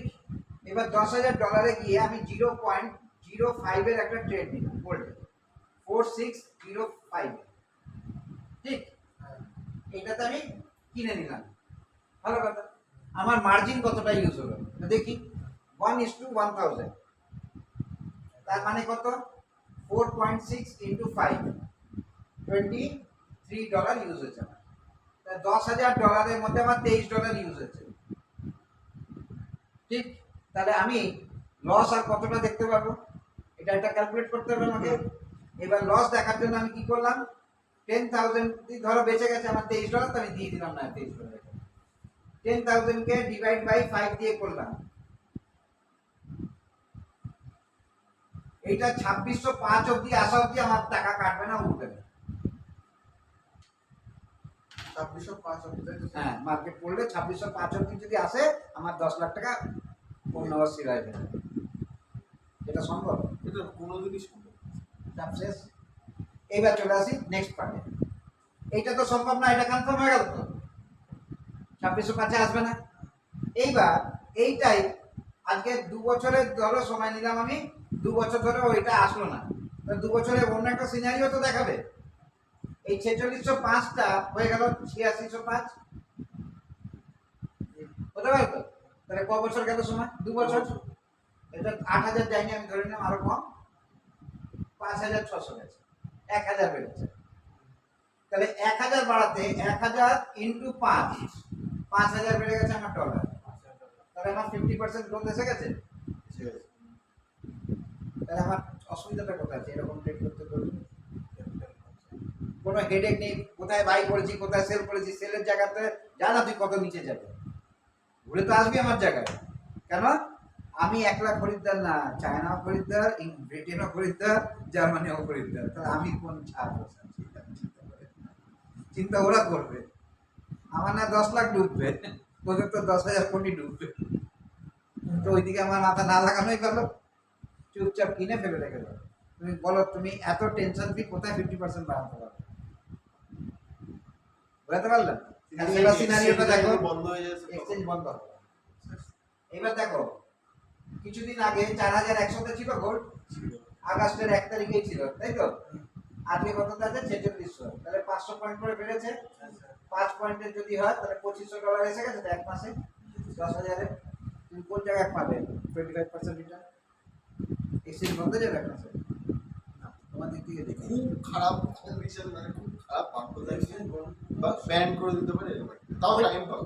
তোমাকে 1 মাস দেবে বের করার জন্য, টাইম দেয় সবাই, ঠিক আছে? আর যখন তুমি একটা কোনো এক্সচেঞ্জকে নেবে যেটা ইন্ডিয়ার সাথে ইনভলভ নেই, সেই রকম এক্সচেঞ্জে গিয়ে অ্যাকাউন্ট করবে।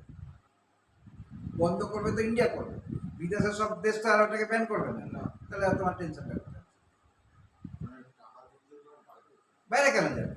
এইখান থেকে তো মারবে, ইউএসডিটিতে নেবে, ইউএসডিটিকে অন্য কার কাছ থেকে ভাঙিয়ে নেবে 3 দিন পরে, আচ্ছা, সবটাই ব্ল্যাকে কাজ হয়ে যাবে, অসুবিধা কি আছে? স্যারকে দিয়ে দেবে। আর স্যারকে দিতে হবে না, স্যারের মতো অনেক লোক আছে। তো আমার যদি আসার আগে দেখবে 5 জন দাঁড়িয়ে আছে নেওয়ার, এটা নিয়ে চিন্তা করতে হবে না। তাহলে এই যে জায়গাটা, এটা হচ্ছে খালি গোল্ডের ক্ষেত্রে এটা সম্ভব, আর বাকি ক্ষেত্রে কিন্তু নেই। আর সিলভারের ক্ষেত্রেও সম্ভব। কেন সিলভারের আমি বলি, এইটা আজকের থেকে ঠিক 1 বছর আগে কিনেছিলাম 3900 টাকা, ঠিক আছে? ওই দিন আমি সোনার দোকানে গেছি মাসখানেক আগে, তখন সোনার দাম ওই 4000-এর নিচে ছিল। জিজ্ঞেস করলাম এটার দাম কত আছে, বলে এটা 12000 টাকা পড়বে। 1 বছরে 3 গুণ হয়ে গেল, 4000 টাকা বাড়া। আর আজকের দাম আরো বেশি, কেন তখন সিলভার ছিল 58-এ, আর এখন হচ্ছে 71।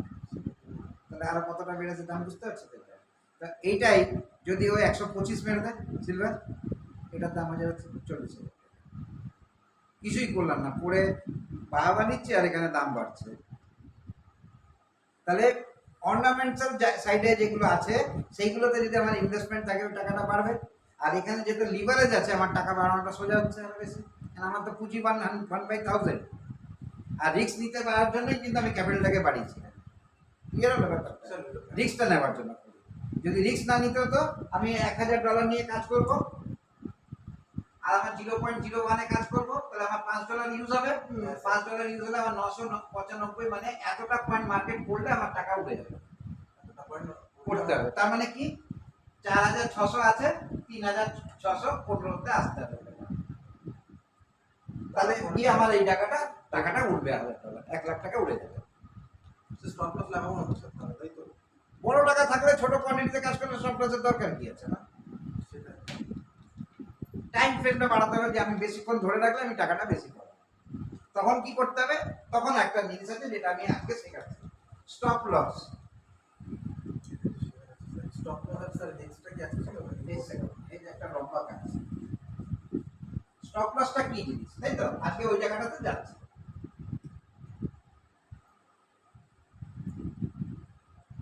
স্টপ লস 3 রকমের হয়, নরমাল, অ্যাকচুয়াল আর ট্রেডিং। এই 3 রকমের স্টপ লস হয়।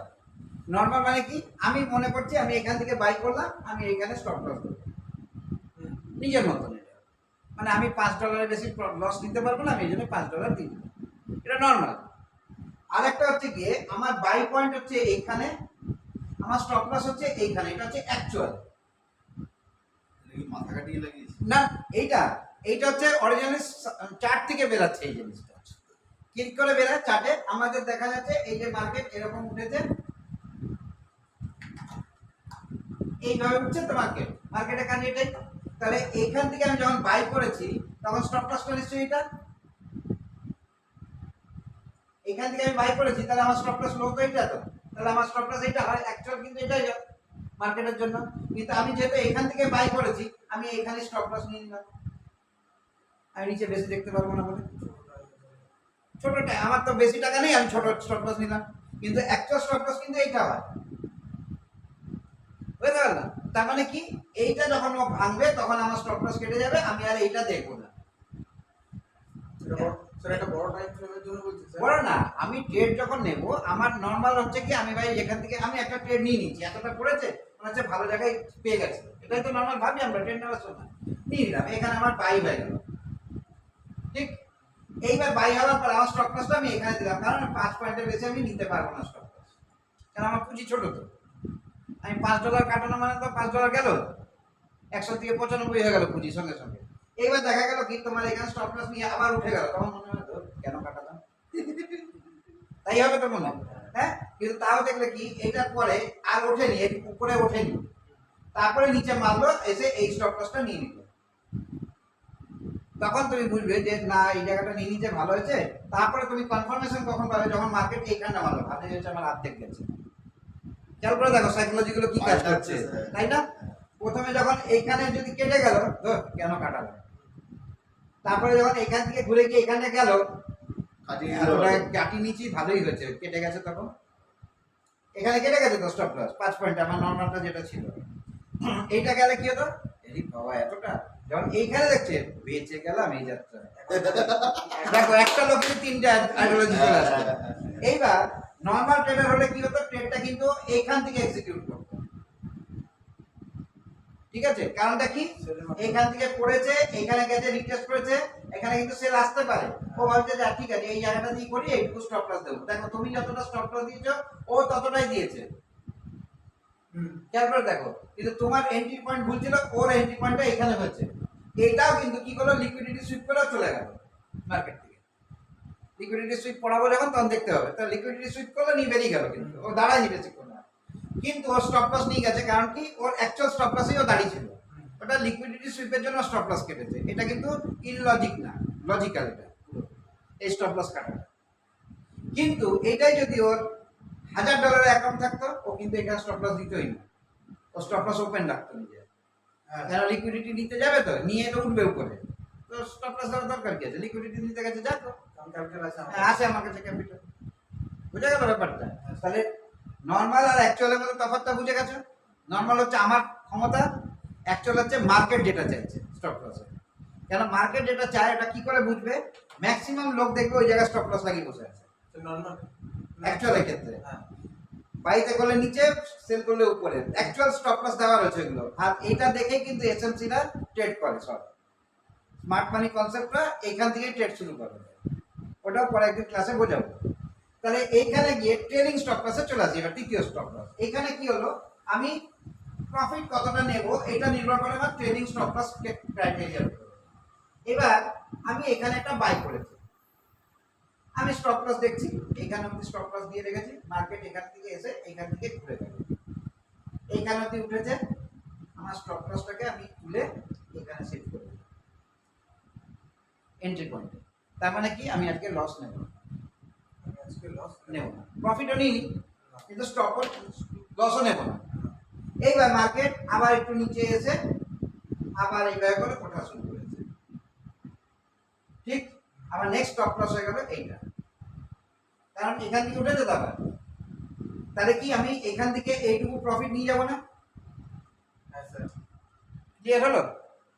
এইখানে উঠছে উঠছে আবার একটু নিচে নেমেছে, আবার এখান থেকে উঠে আবার উঠছে, তাহলে আমার স্টপ লস হয়ে যাবে এখন এইখানটা, বুঝে গেল?